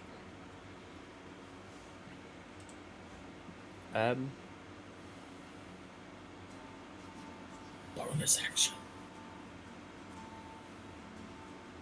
I don't have the same bonus action as you guys. Yeah. No, you don't. Fuck. He gets to give himself HP. Yeah. He needs it. He's fucking squishy. He gets to help himself. I'm going to step back a little bit just in case Luke wants to move back. Oh yeah, cool. Cool. How far? You can only go max 10, but you get up 5. I'll just move 5, yeah. Yeah, cool. So you step back, you give Luke a little getaway channel if he needed one, but he is grappled as crashing through this side onto the floor. You, Dylan, see this barrel go as a load of like packs, like little 3 packs of different types of screws and nails and stuff, just like splash across the floor as this thing bumbles through. As it hits that corner bit there, you get your held action if you'd like to take it. Awesome. I get it with advantage, don't I? Because I'm being helped. You do get advantage because you're being helped, yes. And, ooh, that is a nat 20. Ooh, damn. Which, by the way, my training for my martial melee weapons. Oh, yeah, cool, yes. John, I looked at that earlier and thought, remember that. So that's another 2. Yeah, you are halfway there. And that is 10 damage. 10 damage. Ooh. Yeah, you just, as it's come round to you already, you've just been waiting for the attack. Slice out. This thing screams as it bumbles into the container and then bumbles and falls down to the ground. Oh my god. I thought I might, with a 10, might be able to get it back up again, but no, it is dead. It just falls out, just almost sliding on top of the screws and nails and the packs as it falls down there, screams, and it is done out. And I will, just in case, just your reaction. No, that's just your reaction. That was your held action. Oh, it's not even my turn. Yeah, it's not your turn. That was just its turn as it's come around the corner. Yeah, you killed it on its own turn. You killed my enemy. Yes. Thanks, Ted. I thank you for that. But yeah, someone's called it a setup. Oh god. So as you, you slice this one, it knocks over the sound of the packs and the screws hitting the ground and tinkering. This thing screams as it comes down, and there's just like a slight air of silence as then you hear a howl come out from behind the cupboard your side. Can you all roll Constitution saving throws, please? Oh, he did set us up, the cheeky fucker. 16. Can I add anything to this? Or is it No, con is just a roll? D20 unless you've got proficiency on it, which you do not. Then that was a 4. You got a 4 and a 5, is that you two? Yeah. Yeah. Cool, so you are both frightened, but luckily you are that side, so I'm pretty sure you just can't move towards. Let me just double check. I had this open and I closed it. Yeah, I'm pretty frightened already. I'm grappled, so. You're having a great day. Let me just double check frightened. You've been bit. You're grappled now. Getting frightened. I know you can't move towards the creature that frightens you, which is fine, but I'm not sure if you also get disadvantage. Frightened creature has disadvantage on ability checks and attack rolls while the source of its fear is in line of sight. So you're quite lucky. So if the thing that howls gets into your line of sight, you have disadvantage. Otherwise, you guys are fine. You can't move towards the source of fear. Where's the I take it source that of fear? doesn't count if they're facing away from it. Yeah, if they can't, they still can never move towards it, but if they can't see it, yeah, then they don't have disadvantage. So that works out quite well for you guys, because this one comes round the corner. So we've got to just stealthy lance backwards, with my back to it, and just with the thing that is the source. Just throws it over his shoulder. It's like salt shaker. It's like, yeah, it'll be fine. So yeah, Dylan, that's this one. First one comes out. It's a big stab. You were ready for it. Pull back. You hear the howl as then you hear the faster paced footsteps as this one comes around the corner, almost bounds off the wall, and is going to throw himself at you. You're a bloody runner. With 18 hits, which is good. What have I got on there for? Oh, yeah, cool. Oh, you bitch. That's 2 points of damage. Do big damage out here. And then can you roll a strength save, please? A strength save, yeah. Let me just. Ooh, 19. 19. So this thing comes around the corner, jumps at you, pounces, and you're still in the stance of just the stab. So you've got the 1 foot forward, 1 foot back. As this thing hits you with a big claw, you can feel it's trying to knock you back as you kind of bounce. Take the hit, and you don't move any further. It carries its speed round. It will use its nimble escape to disengage, although you don't have any opportunity attacks anyway, and will disappear back behind the units. That is back round to Dylan. Top. I'm not going round back there to chase it because it's dark. No. See? Why not? Scaredy cat. That would be a stupid idea. So I'm just going to prepare another attack, and I will use my bonus action to give help to Ted should he need it. Okay. Luke, you are up. Okay, I don't know if I can do this, right? That was a good start. But you can't counter kick while you're grappled. no, I can't. No, but what I'm thinking of doing. Obviously, I'm grappled, so is there a way that I can try and pull away from him and pull those shelves to the right of me down over onto them? Whilst grappled, probably not. So you wanna try and pull the shelves down now, because your action will be to get out of the grapple, or you can throw both of yourselves into it and see if you can push it back. You won't be able to pull it onto you. So I'm thinking of just creating a blockage. A blockage. Yeah, this thing's on you. So if you were going to try and... I don't think you wouldn't be able to get your hands out to pull it down whilst this thing's holding onto you. You could throw yourself and it into it to try and push it that way. But you're not going to be able to pull anything onto you. Whilst it's in front of you, you'd be trying to pull it onto yourself, one, but two, I don't know how you'd manage to get yourself out of a grapple to grab a unit to pull it down. You're I didn't know whether it was one move or whether it could, yeah. Okay. It's a bit. You could throw yourself and it into the cabinet to push the cabinet back, but I don't know how you'd manage to pull it.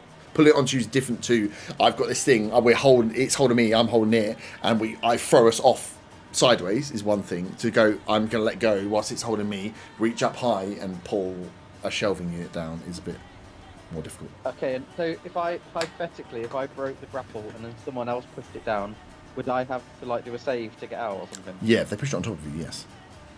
Okay, I'll try and break the grapple. I tell you what you could do. You could, if you break the grapple, you're free. You could climb up the unit, which wouldn't elicit an attack, and then try and use your weight from the top. Well, you could be on the top of the unit, or you could try and use your weight to pull the unit down. I like the idea of that. But you'll be rolling to not trap yourself as well, because you think you're gonna. This the roof isn't too much higher than the where this is now, so you'll be climbing. If you have to break the grapple first. You'll be climbing up and then trying to use your weight to pull it back, and then acrobatics check out of the way so you don't crush yourself. I mean, if I'm gonna die, I may as well die doing something stupid. So let's go for it. So you got to break the grapple first. So you need to hit. Okay. So just a 20, yeah. And then your D20 with your strength. Yeah. And you need to be 11. It's an 8. Never mind. You do not be. You are still grappled. You think too Aw. much about the plan that comes after the grapple, and Yeah. unfortunately failed to make the grapple. Cool. Yeah, that's your Say action. I created space for him to move out of the way for this. I know, yeah. I was thinking that when you did it. I was like, but then you said about the thing not being able to move towards the thing you're frightened to. I was like, I don't know if I can go back. Anyway. No, It's not, not It's not line of sight, so you. it's not like it's not line of sight, so you wouldn't know where you can or can't move it because you can't see it. So Okay. if it appears in front of us now, Yeah. we know that's the thing that frightened us. Yes, technically by rules, even though it's a bit weird. Yes, Okay. you'd have seen it's a different thing to the thing that was there before. It just means you Yeah, can't. You wouldn't. okay. Then you wouldn't be able to move towards it, and you would have the disadvantage. Yeah. But Alright. and you're only frightened until the end of this round. Okay. So that is then the one that's in front of Fine. you. One's got you grappled. Yeah. He is going to try and take a chunk out of you. That is a 15. That beats it, yeah. I know. And that is, I rolled a 4 on the dice, which is the best I've rolled. So that is another 5 points of damage. Okay. And another bite. And another bite. I shout over to Luke on a scale of 1 to 21. How are you? Not very good. Not very good. And the worst thing is the other one that's there is just right behind you as well. And by killing the one in blue, you... Yes, that other one can't attack because there's no space still. Well, no, because he can step into where the blue one was. Which At Matthew least- killed. Yeah. That's our first double bite as well, isn't it? It's our first double bite, yeah. And then this one also is Soon going to to be try. triple bite. It's going to try and bite because he's stepped into the space that was left by the one that Matthew killed. Luke should definitely blame Beth for this. Where the fuck is he? Why is he just sitting in there? He's in the house shitting himself. He's like watching the front door, no one's coming. That was an 10, which doesn't. So this one pulls around the corner, tries to get at you, and he gets blocked by the other zombie that's there in front of you. Ted, you are up. Your held action is gone. I am going to step next to Dylan, Yep. so side by side, hold an action and help Dylan. Oh, friends. Oh, friends. Oh, friends. Oh, we're helping each other. Cool. Teamwork makes the dream work. Teamwork it's not like makes- that outside over there.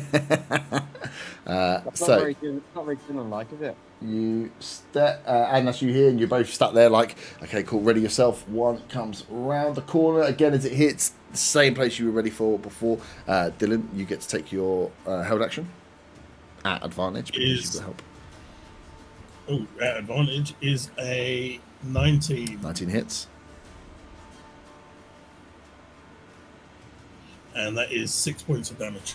6 points, nice big hit. This thing screams out as it comes around the corner, charging towards where it's seen and heard all the thing, and just before it's realised it's been stabbed.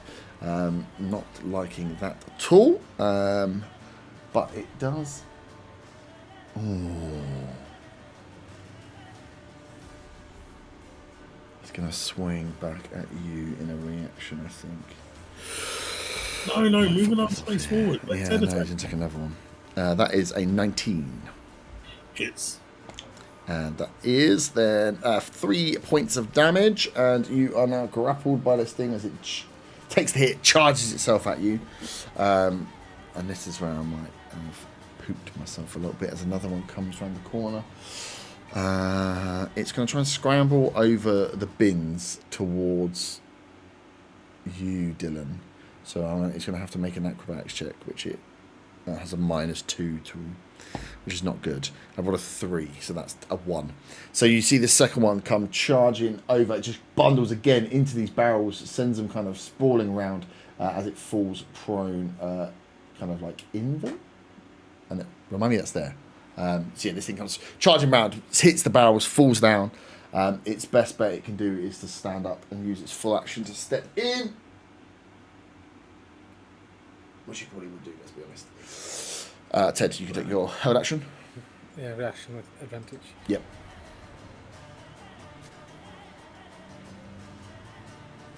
She manages things like scratching and screaming around. It's bounced off the wall, it's fallen over, and then it just gets up, snarls at you, and then lunges towards you. 21 to hit. 21 definitely hits. 21 to hit. Got a quick question. Mhm. Now I've been bitten again, do I need to send you another number? Mm-hmm. Yeah. Okay. Do you do that after the combat or during? You can do it after, because it won't stack bites. So any bites you take in this combat still count as one bite. I don't know how you work this, but this would be a -1 if I'm taking everything off. What, your damage was? Oh, your attack? Yeah, my attack, my Right, damage. You miss. Oh. Because I've rolled a 1, I've got -1 strength, -1 from exhaustion. Nice. So yeah. I swing the cane and I hit myself. You see, you definitely swing and a miss. It's this thing, it's almost like as it drops, like you're ready to attack. This thing comes crashing through, hits the barrels and lays down, and you almost like relax for that momentary second as its eyes spin round and it jumps towards you, but almost makes you jump. You shoot yourself a little bit and swing and miss completely as this thing is now stood face to face with you. And Matthew, it is your turn.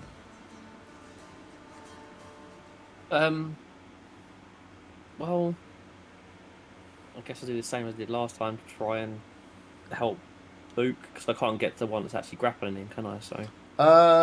No, you can't get right. You could try and attack through Luke for a +4 to AC, You don't pull Luke away. or you could try and break the grapple by pulling Luke away. Pull him off. Oh, I can. Okay. Yeah, I'll try and break the grapple for him then. Yeah, so you're going to grab and try and pull Luke away. So yeah, give us a strength check. That's a 6. 6, no. So you put your hands on the back. You know that really annoying thing that like fucking translates in the videos where people just like put their hands on white t-shirts, rip it, and it comes down. You pretty much So do I've that just, to Luke. You just I've grab just him by the taken- collar. I've just taken Luke's t-shirt off. You just basically. Just rip his the back of his t-shirt t-shirt, just rips all the way down. So Luke's back is now exposed after a failed jump check. Luke has become USPC. Luke, you feel a nice breeze in your back. Oh, nice. Do I get an You're- advantage for that? No, you're not sure. You Oh. just feel like maybe you would die, maybe not. It just feels really nice. You're not quite sure what's going on. And Okay. I don't know, I guess it wouldn't be a bonus action, For what? but like, are the shelves like? Have they got a back to the shelves, or is it like the whole way through to the next aisle? Yeah, they've got backs. You can see they've They've got got backs to them. backs. So you've got backs to Okay. backs. Yeah, you can't. So I that's couldn't the push like through some of the items to try and see through the shelves. thing. No, not in these ones. No. Okay, all right. It's good, Then I'll good thought just there. I'll just carry it, stay there. And... Cool. Sorry, Luke. I tried. That's okay.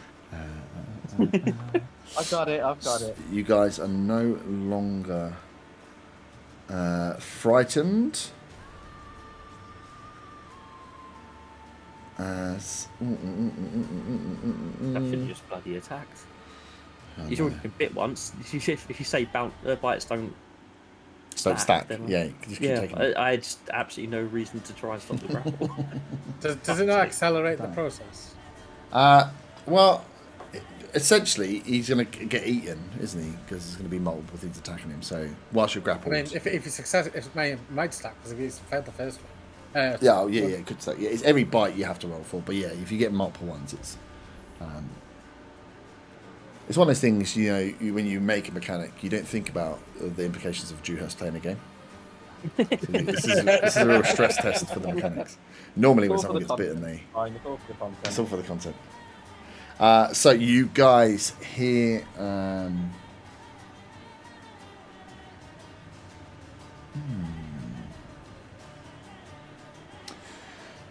you hear another howl, but this time it sounds like it's from further back, as there's a sound of what it sounds like one of these on the next row over, one of the shelving units falling down. So you hear the howl come out. So if everyone can roll a Constitution save, you hear the howl come out, and then a bang and then a shatter as something falls, and you hear things falling off a shelf and scattering across. But it's none of the shelves in front of you have moved.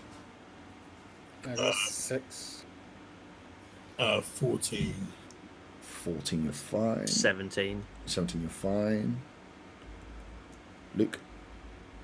Oh. Just a con, just a d20. 15. 15, you're fine. Hearing this the second time round, not as scary, but Ted, there's something about this howl as it hits you that just sends a chill down your spine, and you are now considered frightened. So if you see the thing that's frightened you, you can't move towards it. If you see it, you have disadvantage on attacks. Back round to the top, Dylan.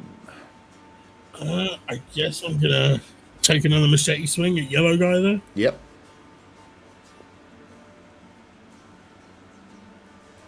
And that is plus dex 18. 18 hits. Plus dex again is a 5. 5. Nice. This one goes down. Fuck you, yellow shirt. And you are now released from the grapple. It screams out as it falls to the ground. Yeah, big slice. And, I will again help Ted. Cool. So yeah, and then so once you've done that, yeah, you turn as the one that's fronting up in front of Ted. Now you just try and goad it as much as you can to help Ted with any attack that comes around. Luke, you are up. Still grappled. Okay. Still in front of 2 Zams. Okay, I'm going to go for what I went for the first time. Hopefully I can get out the grapple. Mm-hmm. What am I adding to again? Just my strength? Your strength, yeah. That'll be a 6. Never has a man struggled. Makes sense. You're weakened. Your arm's slightly weakened from you taking a big, taking a chunk out of someone's arm is not going to make it the best for trying to fight yourself away. As you try and push this thing, it's just got hold of you. It's not letting go. As it's going to try and take another chunk out of you. It's like Howard House all over again. That's a 10. That misses. Misses. And then his buddy is going to go straight after him in green. That is a 21. That hits. That does hit. And that is 3 points of damage. Ooh. The third bite. As these two are just jumping in, you've got one holding, the other one's almost crawling on top of the other one as he's trying to just bite into you wherever he can get any flesh. Now there's more flesh on show now that Matthew's just removed the back of your t-shirt, helpfully. More tasty flesh. Ted, you are up. I am going to take a swing at this one with advantage. Yep. I'm going to... But first, I'm going to press the button on the top of my cane and I'm going to use my switchblade. Yep. So yeah, you get the cane down, click, switchblade comes out. A 12 to hit. 12 hits.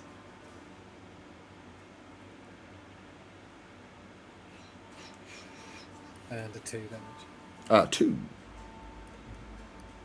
Yeah, first time this one's been hit. As you say yourself, switchblade out, slice across, and a nice across the clothing at the top. This one's been a lovely little dinner jacket, but you manage to slice through the shirt, and you see that the flesh opens up underneath as it snarls back over you.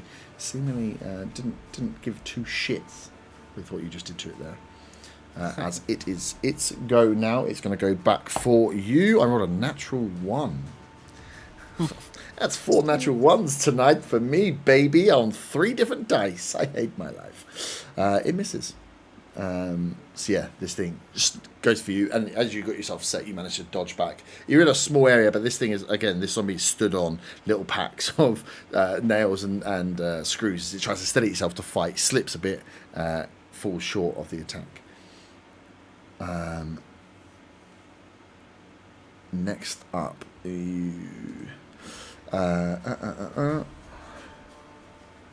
you hear the howl again. Can you roll con saves? This thing just the howls, they started as it sounded, if you imagine it back to a wolf howl, it started as an open howl, a warning howl. Now this thing, it's less of a howl, it's almost more of a growl. It's snarly. You can hear, although it's not close to you, you can hear that it's salivating, and there's it sounds like it's getting more and more wound up, this this runner that you'd briefly seen, Dylan. 12 is my save. Cool. 4. 4, you are frightened again. This thing sounds mean as fuck, Matthew. 9. 17. Cool. Luke and Dylan, you shrug off. Dylan, Luke, you've got bigger fish to fry. The howl you barely hear. You're being eaten alive right now. Yeah, Dylan, you shake it off. This thing, you can hear it run around. You're trying to place it more than anything. But yeah, the rest of you are considered frightened. Matthew. If I've been frightened already, what does that mean? No, it just at the end of each turn it runs out. Okay. So the fright only lasts for 1 round. It's there. Matthew, can you roll a dexterity saving throw for me, please? Just a dexterity throw, not dexterity saving throw. That is a 18. 18, nice. As you are trying to you're trying to one piece where this house coming from, listen to it, listen to the pitch and how it's changed. As you look to your right, you notice quickly that this thing has just boof and starts coming down towards you. You jump back as this shelving you, it comes down in front of you, a clatter across. You'll see a little bit more now as the light kind of pierces through. This shelf comes down, you jump back, and this thing's just been pushed over in front of you. And for a brief second, as you look, you see the flash of the tracksuit of the runner as it disappears back behind the cover. Is he blocking Luke in now? That is, yeah. So to go, you can get over them. It just uses more of your movement to get over because you're clambering over bits now. And you can see as well where the other one was knocked down now. There. Round to the top. Dylan, you are up. There is one stood in front of you. Oh, have you not? No. No. Ted. Oh, yeah. So it's your go now, Matthew. Okay.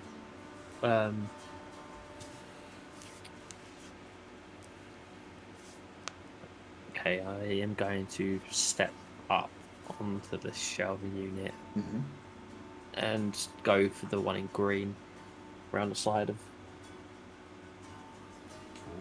over like that angle, yeah? Yeah. Is that going to be the same as before? Yeah, it's going to be, this is a full stretch for you to get this one now. Oh, that's another 19. 19 hits. So, yeah. Yeah, it's actually rolled a 19, so another crit. Oh, it's another crit. Yeah. So you get up, and this slightly higher perch with the light shining through, you get a better angle, much like when you got the blue one at the beginning, as you launch your attack down over Luke's head.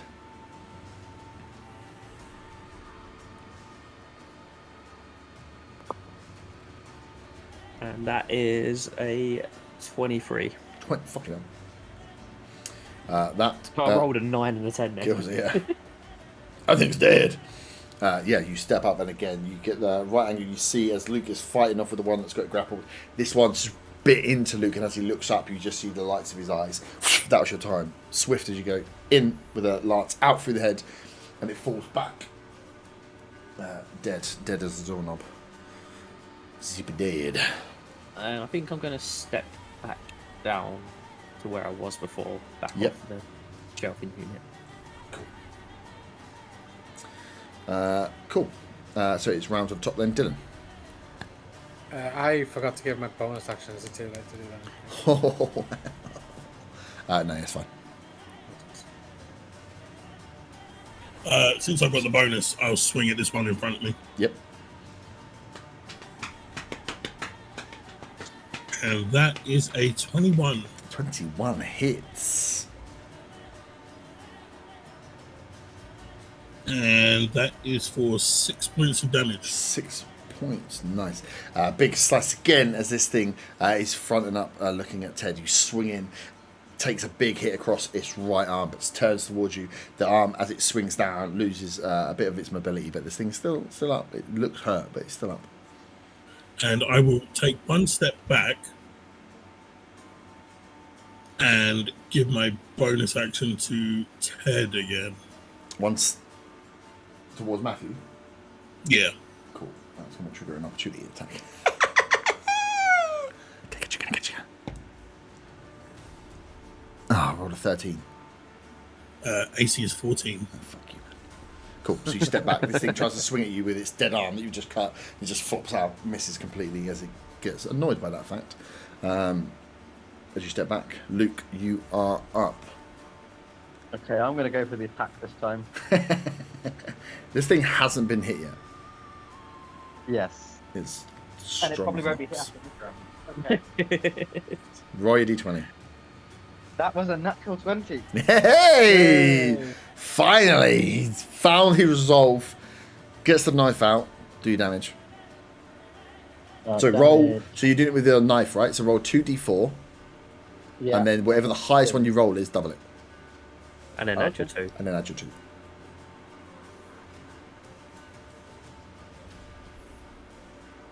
So I'm adding the two numbers together and then add. No. And No, then no, no. Double Roll- the highest one. Double the just highest. double the highest. Yeah. Okay. And then adding the 2 regardless at the end because you had 2. Yes. Yeah. Yeah. So that'll be 8. 8. Nice. Big, strong. This thing cries out as you manage to get just a bit of grip. Stab in. It's going to release you from the grapple. As. Get off. Finally. Oh well, I'm still quick at As you stab right into it, and it almost like through underneath its mouth. As it screams, you see the blade in its mouth as it cries out, and it lets go of you. As you remove the blade, you are now free from the grapple, and you have done your damage. You have movement. If you were to move away from it, it would get an opportunity attack at you. I can't climb. That would include climbing up the racking, would I'm guessing. You could climb up the racking, but it still would be able to get you if you climb up the racking, because you'll be within its melee attack. Okay, I'll stay where I am then. For now. Okay.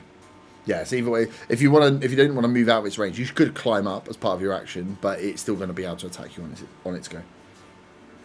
I'll just stay there. For now. Okay, cool. So it is its go. It's going to, funny enough, try and get you back after you stabbed it in the mouth. That is a 9. That misses. That misses.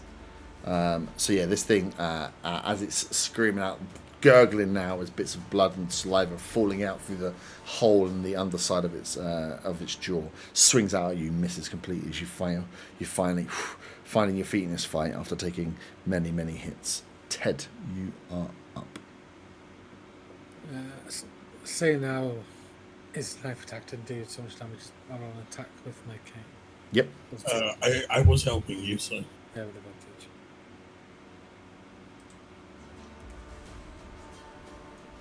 So that would be a 12 to hit. 12 hits.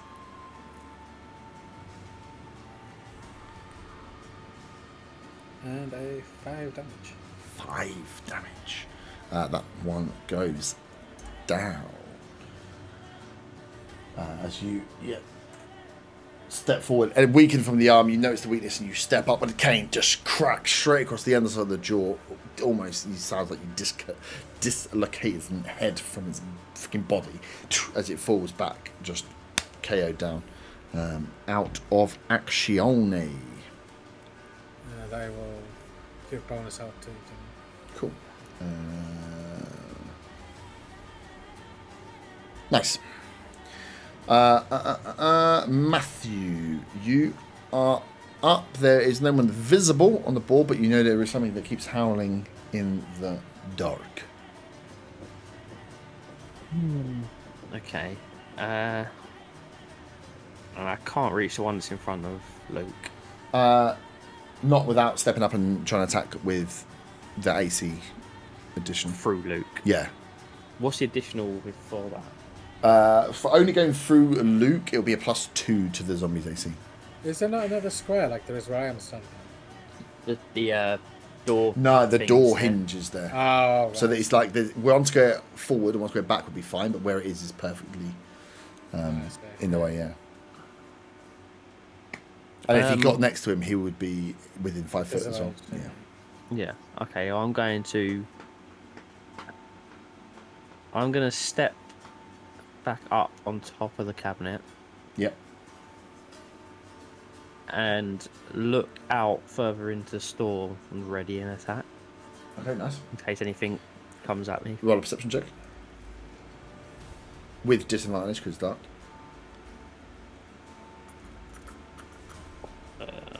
That is a 9. A 9, cool. So as you squint to look out, you see that there's a knocked down area in front of you. You can see more aisles, and you can see to the right that there's a way round to the right. Left seems to not be the way. Right seems to be the way. But you also have the knockdown cabinets outside. But yeah, you're there, holding your action. Perfect. Cool. You guys hear a banging again from the back. It's coming through now, clearer and louder as this thing bangs and bangs again.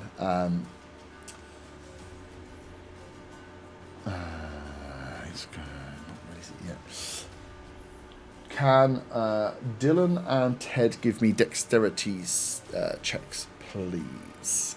Checks or saving throws? Checks. I have rolled a natural 1. Whoopsie. 13.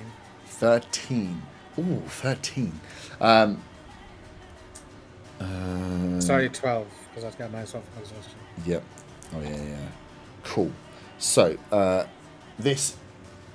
You hear the banging and howling run around, and then what you don't pick up, and you wouldn't even see, actually, Matthew, from your angle, is this start to fall down. Oh, shit. Sorry, Herb.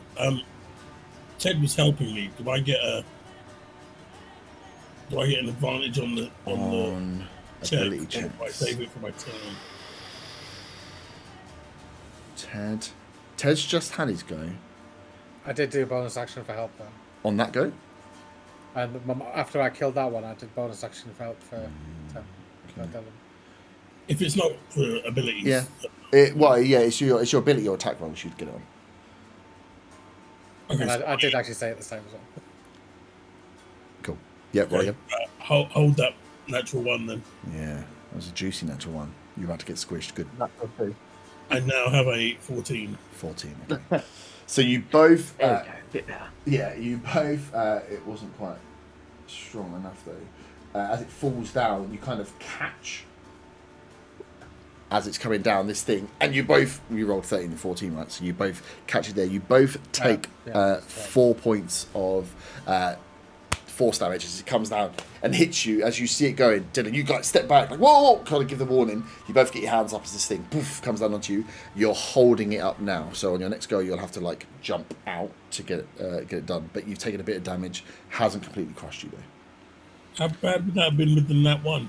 You'd have been completely squid. Well, you would have been prone underneath it and someone would have had to get you out, yeah. Which is what I was very excited for until... I like to help each other. We're all friends here now. Pathetic. That's what it is, pathetic. Cool. That was its go. So it is... yeah, that was its go at the end. Matthew had his go to do his check. So, yep, round to the top. So, Dylan, it is you up.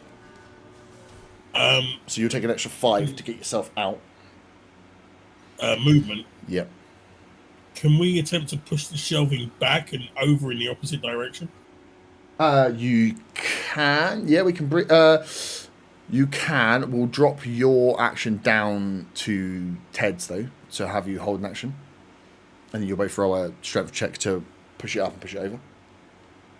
I mean... If you do it now, it's not going to work. Ted has to be involved in that plan as well. Yeah. That's fine. Yeah? Yeah. Cool. So Dylan's going to hold his action for Ted to I go. believe my bonus action to help Ted on that. You can, yeah. Why the fuck not? Luke, you are up.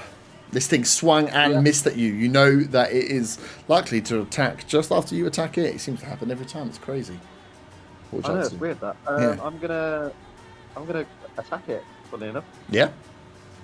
Well, I'll try.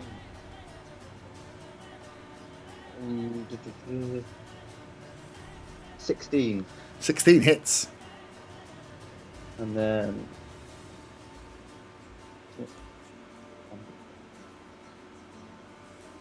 That is 3 points of damage. 3 points of damage is enough as it goes down. Last stab in. As this thing is there, it's weary, and you just get the knife in across into like the side of the neck and the throat. As you remove the knife, the gasp of the open esophagus, and this zombie falls down to the ground. You are free from attackers. You still have movement if you would like, or bonus actions. My teabag it. You can 100% stand over and teabag it. Okay, there you go. He bags the zombie. I kind of glance over at them just at the right time, like, what the fuck are you doing, Luke?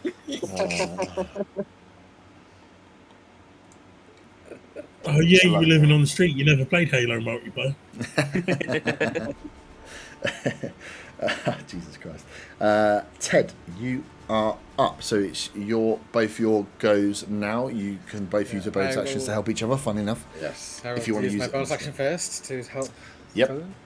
Cool. So if you So could it's strength checks, is it? strength checks to get this pushed up and over. Thank you for the help, and that 20. Oh. I have a 15. Oh yeah, that's good enough. I was hoping you rolled a 1. So you guys get there, and you've almost still in. You're getting shown up by this. You're going a little bit slow for this old man, and he just starts pushing his end further than you do. You're like, fuck. You get there. Old man strength. You get it up, and it just rolls up. Now it's empty as well. Rolls up and fucking, I dropped it 3 times now. Up and Repeatedly over. lands on Ted. Yeah, lands and crashes into the little camping display that I put out there. As yes, crashes back as you are freed from being held underneath this whatever it was cabinet. You have movement still if you'd like. This guy just stand up. Ah, he's got a mind of his own. Yeah. I mean, you definitely should have brought that other one back to life when Luke was teabagging it. Death spasm. It reaches up and grabs his balls. That sounds like foreshadowing. Ted, what would you like? I'm Anything not else? moving. No. So you've done it. So you're standing. Kind of back against the wall. So Yeah, you guys are already backed up against the wall where you are. To be fair. Cool. Yeah, I have been leaning against his neck because I'm. Oh, actually, like, whew. Yeah, pretty much. It's funny that you said that because these two actually did roll to get up. So as you push that thing over and you're both taking a breath, you see the yellow one that had been stabbed in before had gone down. Dylan just starts to get up from the floor as it is going to step at you and take a 9 I rolled for an attack. This thing is weak, and also you guys are like as you've seen this cabinet go down, poof, hits the ground. The like bit of little dust comes up, and as you realise then that next to you this thing is starting to move and stand up in front of you, and you're like, whoa, what the fuck?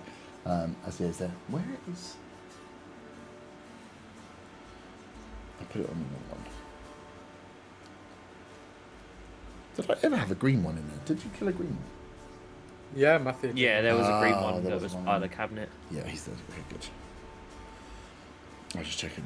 And the one that keeps standing up again is the one that stands up. They both only just went down. As Ted, that's a 16. That hits. This thing, that's 5 points of damage. So as you guys are taking a breather, you see these two get up from their respective, and with their like last, well, I'd say their last breath, they're dead already. But the energy that's just running, pure adrenaline, the last of their killer instinct to charge, gets a slam against you and gets you held. As he's held you down, around like your waist. This thing has used all of its energy and it's running on pure adrenaline now. Grabs you around the waist and holds you there. That is Matthew. You up. Your held action fades. Your go is there. You are no longer frightened. Okay. So I'll shout to Luke, say, watch this gap here, and I'll step onto the right and attack the one in yellow with my lance. Yep. Ooh, fuck. Yeah, nice. Roll your attack. That is a 19. 19. Not Definitely. a crit Oh, 19, not a just crit. just a 14. Yeah, it's a 14 plus the 5. You've rolled as many crits as I've rolled nat ones here. This is bullshit. Yeah, 19 definitely hits. Don't worry about one dice. This is 1 HP, so your attack. Yeah, okay. Straight. This one goes down and is nice. You have a bit more movement if you wanted it.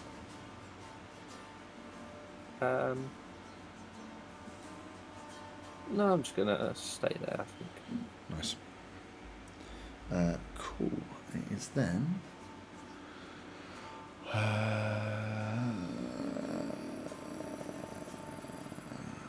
me just check the wording. I don't want to get bothered about.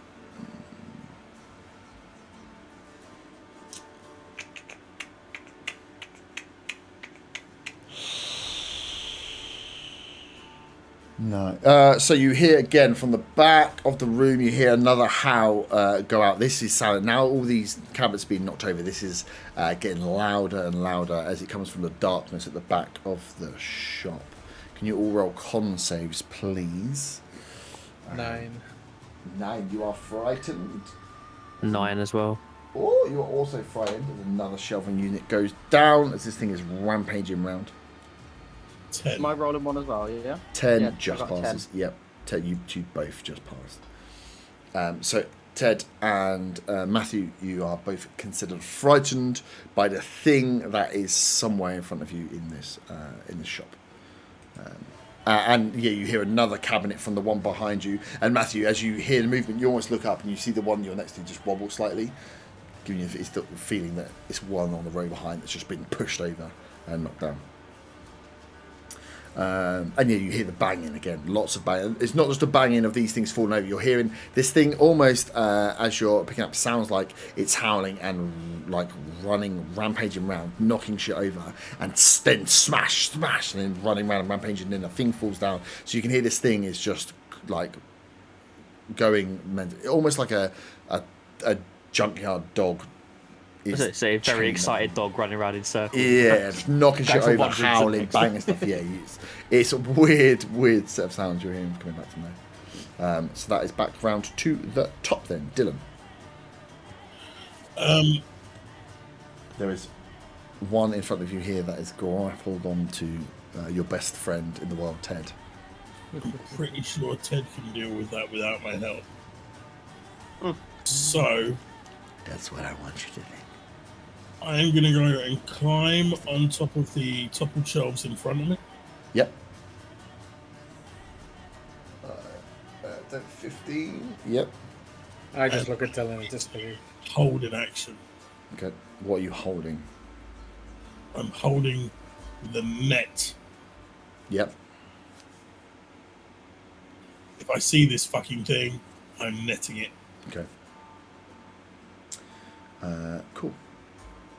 That is you. Luke, you are up. I'm gonna get on top of that cupboard cabinet thing just to my right near the door and hold a attack. This one? Yes.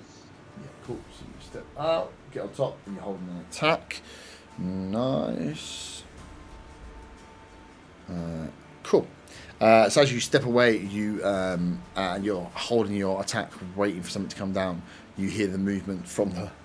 I thought you were going to stay still for a second. From the teabag zombie, doesn't seem very happy about it.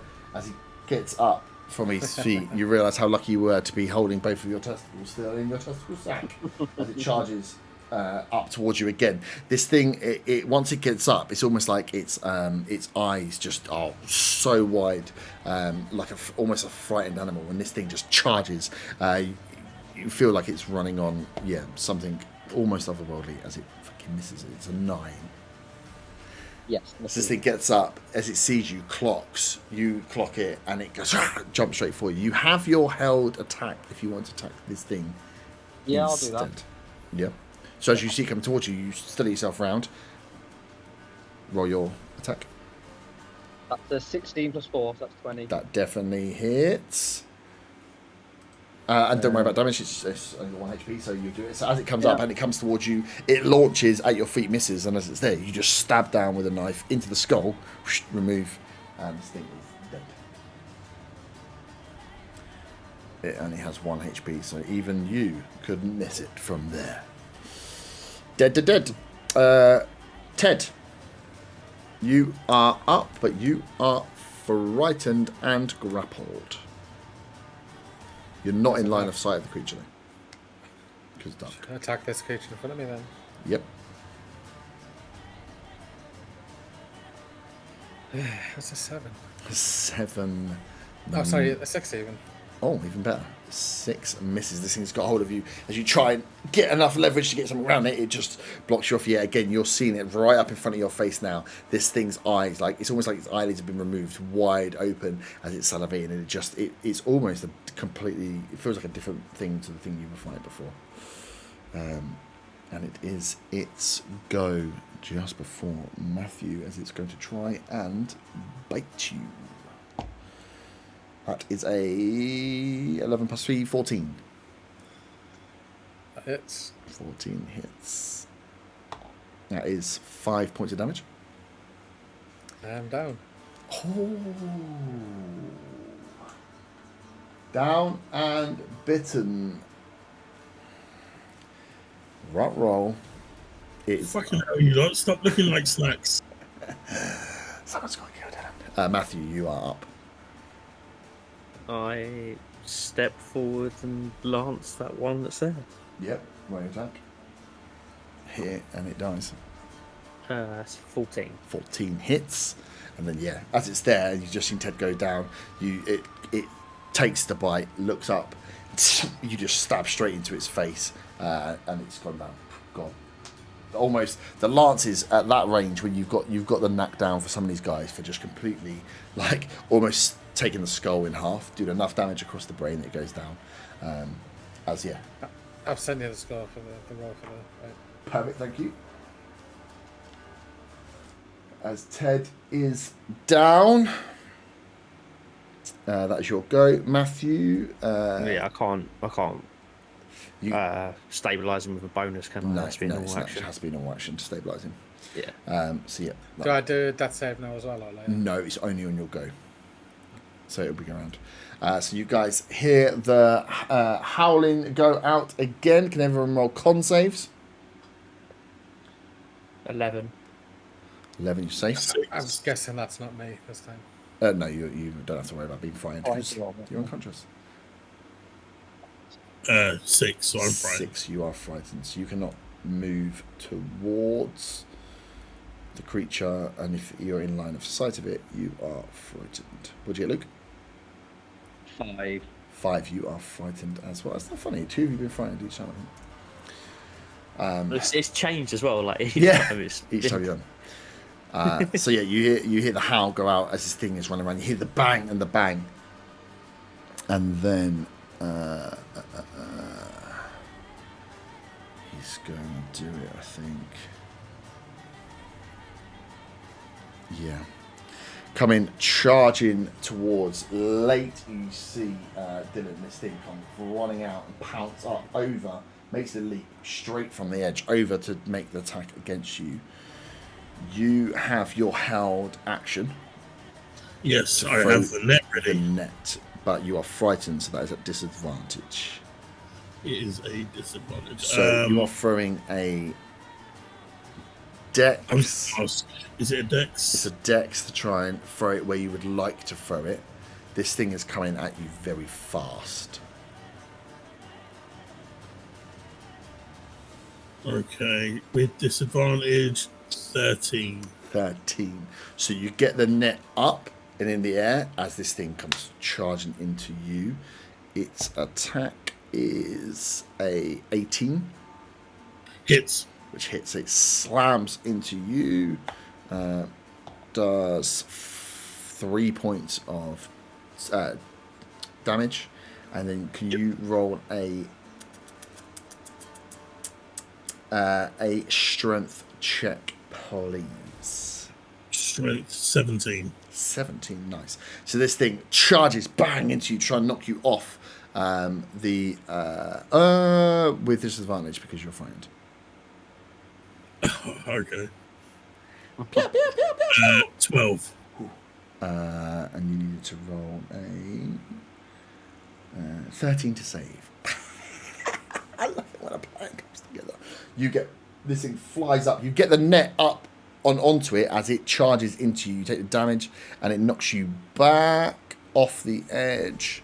Well, it doesn't really knock you onto your space. You are technically prone as you are there. As it hits, it is then in the net, so it can't nimble escape on this turn because it's already attacked. Does it? Let me just check the net because it's not very strong.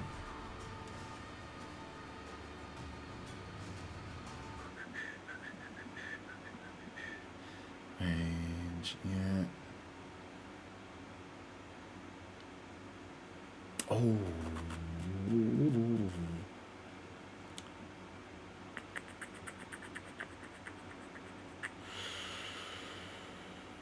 Okay.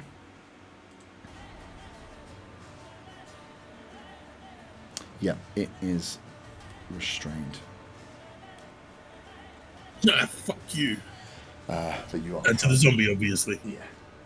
Is your boy's down? Okay, he's just stood there. Yeah, so it's trying to wriggle its way out. As it's trying to disengage to get away from you, you can hear it wriggling around as it's there now. So that is its go. It is then round to you, Dylan. Is it an action to get up? No, it's just half your movement. Okay, well, I get up. Yep. So it's 15 foot. Can it opportunity attack through a net? It can't. It's restrained, so no, it can't opportunity attack through it. Well, actually, I'm just going to take a step to the right and get off this cabinet. Yeah. So I can open it. Actually, do I want it? Yeah, I'll do it. I'll take a step to the right and get off the. Yeah. I can still attack it from there, right?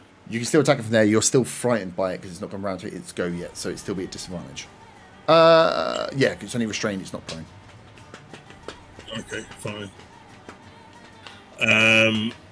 Attack with the machete, disadvantage 17. 17 hits. And that is 5 damage. 5. So yeah, you slice at it in there. You have done 5 damage to it, but you have attacked it inside a net, which has a life of 5, right? What's the HP on the net? I have no idea. We never discussed it. Restrained. Yeah, because there's no damage. I'm sure it's got sweet fuck all. Sweet fuck all! I'm sure it's a strength check or a damage roll against it. Can I find? I'd say an attack with a machete would cut it open. It would. It should cut open. It would definitely cut a bit in it. Net. I've definitely pulled it for some of the equipment. Got piece, right? Damage. Dealing 5 slashing damage to the net. Yeah, cool. So yeah, so as you stab into it, you release it from the net, so it's no longer restrained, but it still can't move because it's not its go. I still have movement, right? You still have movement, yes. I want to step between Matthew and Ted and help Matthew with my bonus action. If you step back, they will now have an opportunity attack because you freed it. Is it still? It looks like it's prone. Is it prone? No, it's just 'cause I can't stand it up in this fucking place. It's like perfect size for it to sit in between. But yeah, it's just restrained. So it was. Oh yeah, I did it. It was just wriggling to get out of the thing. It's the net just restrains. It doesn't make them prone. So it's there trying to get out. You've stabbed in, hit it with the attack, which has released it enough to pull itself out. But it's not. I'm going to take my chances with the opportunity attack and try and do what I said I'd do. Do you want to step here? That's the plan, and to help Matthew. So this is he's gonna take a swing at you, which is an 18. Hits. hits and does 4 points of damage. I am down. Ooh. So as you step across the thing, it hits you and you go down next to your target. That's its reaction. Am I still helping? Used? No. How can you help when you're unconscious? yeah, of course you You fall into the floor. I held a hand out. I like to think the way you're like laying on the floor is a bit like you know Michelangelo painting, where like one's up, one's down. You're just like Burns has got his finger out, pointing down to you, and you're like, I learned from my mistakes. Luke, you are up. You are frightened, so you cannot move towards the enemy, but you cannot. Technically, you can't see it from where it stood, but you know it's there because you've just seen the guys go down. See, I am very, very low on health at the moment, so I don't want to risk anything. Oh. I mean, what happens if I go outside? Could I do a Dylan and just escape? You can go outside. Yeah. Although Ted's got the car keys and you can't move towards him to get them. I'll just stand outside and I'll smoke a cigarette. I'm joking. No. Yep. I'll just stand outside. Yeah. Yep. So you get outside. I'll be watching. I'll watch guard outside just in case we get an attack from behind. Roll a perception check for me. Fuck Luke. Roll a perception check, Luke. Okay. That will be 4. 4. Cool. You climb out, and as you get out, like this is like probably like 3 p.m. now, 3 p.m. It's bloody bright coming out from that light, and you only had a bit of dim light in there as you kind of adjust, get yourself set as you step outside into the light. Anywhere out, just by the front door, right? Yep. Yeah, cool. That is you done. Then it is Ted. Death save, please. If you could send me via massage.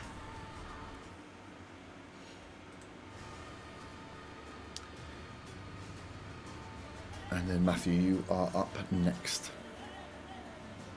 Done. So, if I step forward a little bit, can I get 10 feet from it? Yeah, if you step onto this action here. Do I need to go there? Yeah. Yeah. And I will lunge and lance at it. Yep. Roll your attack. That is 22. That definitely hits. 22. Fuck it. Can I borrow your dice next time? 7 damage. 7, nice. You bitten 2 of us and knocked out 2 of us. As I said that, I looked back at the board and I realized you were down, and Luke's outside having a fucking word with himself. Cool. So you stab into this thing, like almost. It takes a big hit, and as you see, once it's like recovered, looks back at you, and you hear that roar back, that like snarl that's less of a howl and more of a animal cry. But good hit nonetheless. That is your action. Did you want to move?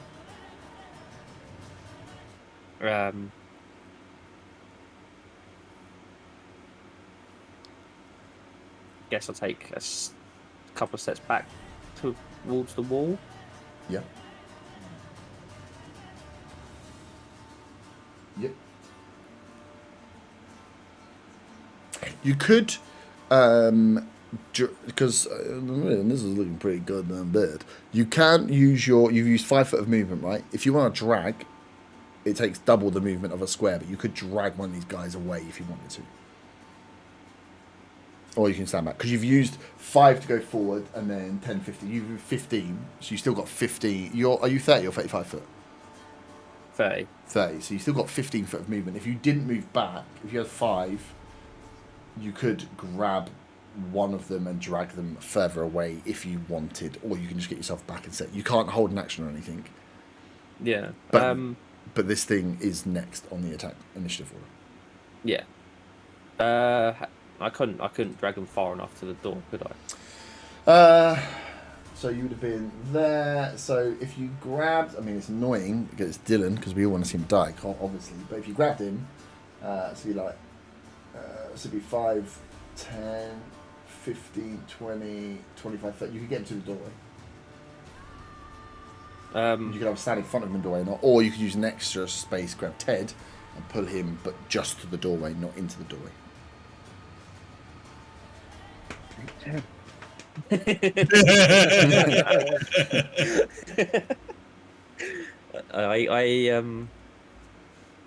So, and I still stay. If I dragged him to the doorway, I'd still be standing in front of him. You could, Like, yeah, you could put him in a doorway and stand in front of him. Yeah, one you can't occupy Yeah. the same space, so one of you would be Okay, one way. yeah, well, you I'll either leave do- in I'll front do of that him. then. Yeah, yeah, I don't Yeah. want to lead. Yeah, because your options are take the hit for them or drag them out of the way, possibly. Yeah. Ted goes, I see how it is. Yeah, I'll come back for you. drag with your movement into the doorway.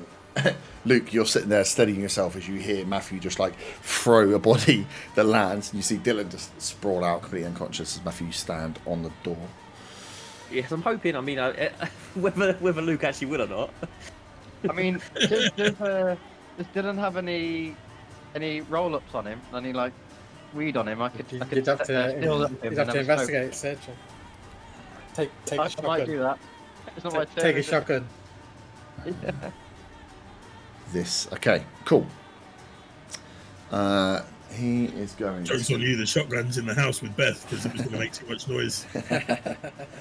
he is going to, I think, attack you. You do about 5, 10, 15. Yeah, nice.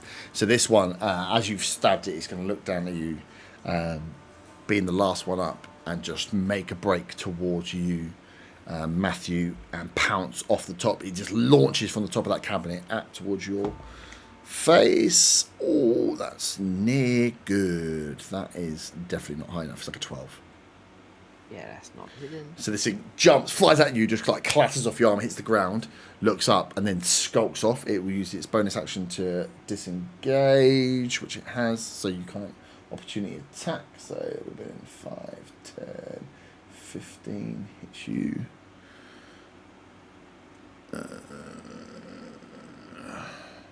Yeah, and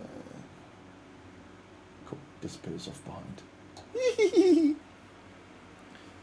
Scott's way. That is round to the top. Dylan, can you roll a death save, please? Right. Where's the bloody thing?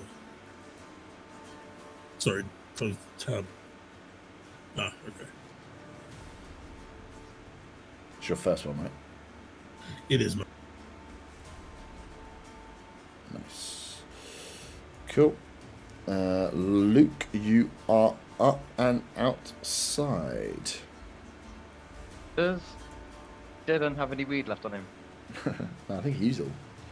You can search. You can search Dylan's unconscious body if you want. He is unconscious, and you could stabilize. Your action, you can use your action to stabilize someone that's down, which stops them rolling death save throws, puts them to 1 HP. Oh. Or you can search his unconscious Do I body. search his unconscious body or save him?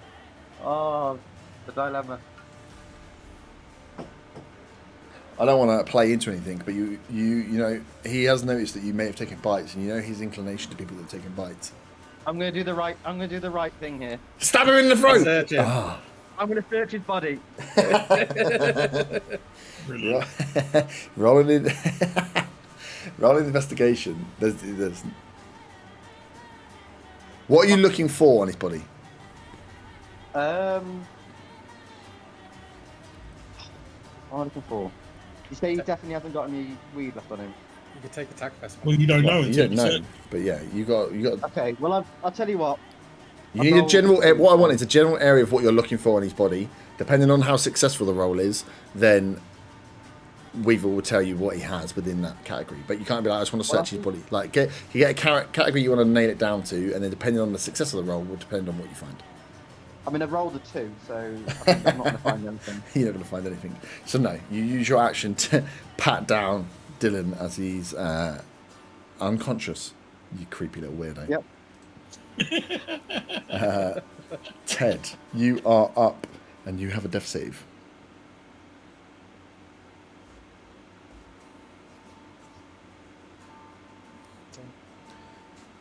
Cool. And Matthew, you are next.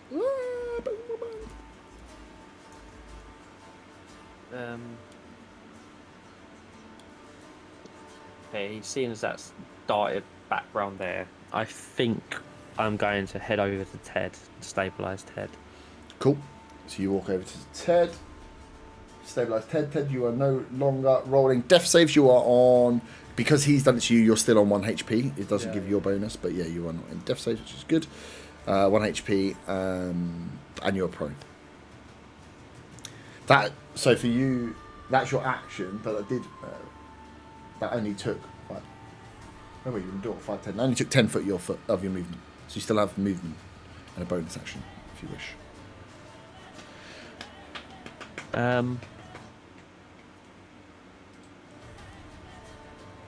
trying to think what's the best position to put myself to help protect Ted.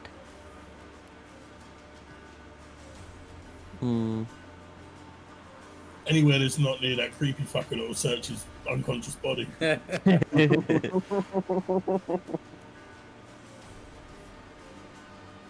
I'm gonna maybe move to the square next to the barrels in front of Ted. Oh yeah. Yep. Just in hope that it comes back around that side and sees me first. Cool. Put your body on the line. Perfect. That's your action. That's your going action movement. Perfect. Right then. 15, 20. Just long enough. This thing comes and you hear it coming as you're stood. It's just a shame you can't hold an action because you just stood there like, I think this thing's going to come and attack me. And it fucking does. It comes flying around the back of that corner, leaps off the cabinet again to try and pounce at you. Oh, I rolled a 2. So that is a 5. Oh, thank God for that. Again, just flies at you, clatters into your armor. As your armor just takes the hit. You're like, oh, it hits the ground. It disengages. It disengages. So that would have been 5. That would have been 20 to hit you. If I say it's going to make a break for the door. It's going to make a break for the door. The door's open, so it's going to make a break for the door. It's, done its attack to hit you, failed. That's twice it's failed against you now. And it's seen the daylight, and it's going to scramble for the daylight, lose its last... how much did I say it was 20 to hit you? 25, 30. Actually, it's 35. It can't be in the same space as a down. Damn you, Weaver being in the doorway. Cool. Yeah, it's going to make a break for a door. Round 2, Dylan. Death save, please, because you were not helped by your fellow survivor. And then, Luke, you're up after.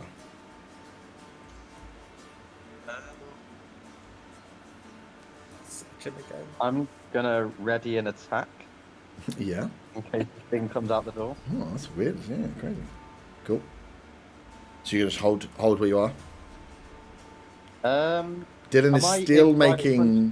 What I will say is Dylan is still making death saves. So even if you ready an attack, this thing runs away. You don't know what his death saves are rolling. So if you don't, someone doesn't get him, and he has to roll again. He could already be dead for now. But a third death, you don't really want people rolling with a third death save. Right, okay. So you can use your hold action if you want to attack this thing as it comes out, but what's more important, attacking the thing that might be coming out that maybe you haven't heard, or actually stabilising someone that you just searched and tried to steal from your action before. And just for context then, so if I stabilise him and then like I'm round the corner, yeah. If this thing comes to the door, is the first thing it's going to come to is Dylan? If you stabilise it, yeah. If you stabilise Dylan, essentially Dylan's got a 1 hit point. So it depends what it's going to try and do. But yes, okay, so I'm. Well, it could. But whilst it's there, it could attack Dylan now. And if he attacks it that's an automatic crit, so it'd be 2 fails to death saves. If you're prone and when you're in death saves, you can't. There's no rolling to attack because you can't move. You're unconscious. So if you're prone, it's a advantage. So it's essentially a crit. So if that thing decides to hit Dylan when he's down, it's 2 fails. Right. I'm going to stabilise Dylan then. Cool. Definitely thought you were going to be like, I'm going to search him again. Cool, Dylan. So you are. You come round as. Luke's there, just patching you up, slapping you about a bit. You can slap him fairly hard to get him out of to make him more conscious again, to bring him back round. And Dylan, as your eyes light up, you see behind the light beaming in from the outside of the door, you just like a halo around Luke's head as he's there slapping you in the face, making you. And as you shake your head and look up to try and get away from this sight, you see the running zombie coming charging towards you from the other side. But you are prone, but not rolling death saves. Luke, you have used that as your action. You could move if you wanted to. Can I just move like to the side of the wall so I'm like not in the doorway? Yeah, you can back up. Yes, you've got him. You slapped him awake. But like, you've then seen that guy come in as well and be like, "Well, yeah, I'll just back the fuck up out of here." I feel like I've been stabilised to be a meat shield. Yeah, it could have happened. I don't know what gives you that idea. Ted, you are 1 HP and prone. It is your go. I will stand up and use my action to use a medkit. Yep, nice. Cool. Medkits, is that Medkit's 2d8? the good one, I think. Yeah. I keep forgetting which So do Which I. dice it Yeah, is? Medkit's 2d4 plus your medicine check. 2d4. Yeah. Yeah.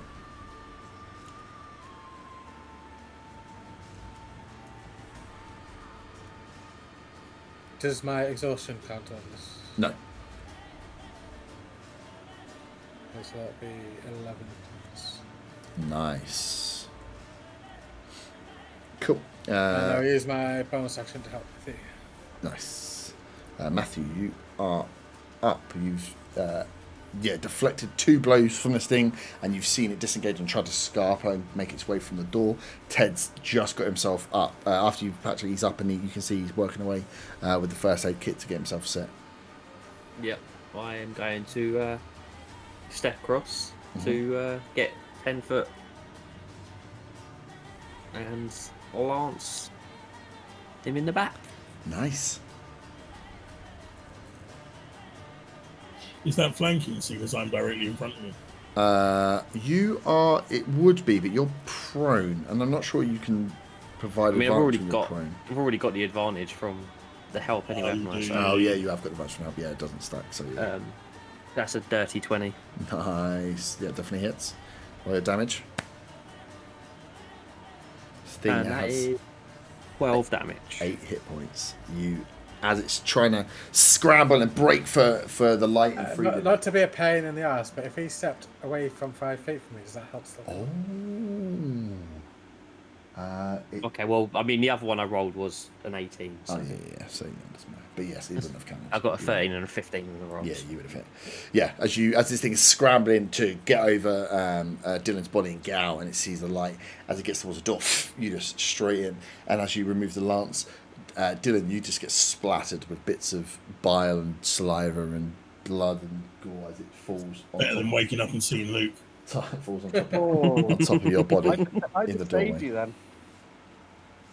I just did everything in my Save power me. to Tried save to you. fucking rob me first. I know. Nah, but you Well, wouldn't know you that. don't know that. You don't know I that. know. I just wanted to You're make sure you unconscious, you knew all the options before you went into it, and I don't think we've gone through yet. If you're prone and someone melee attacks you, it's automatic advantage, but if you're dead, it's a crit hit. So I think you guilted him into saving me there, to be honest. I just didn't want it to be like, oh, I didn't know you could do that, and it's like, let me just make sure you've got all the options available on you. You can drag him, you can move him, you do what you want. But if he does get killed, I don't. The thing would likely going to scarp anyway and attack you. But if it had and killed you, I don't want.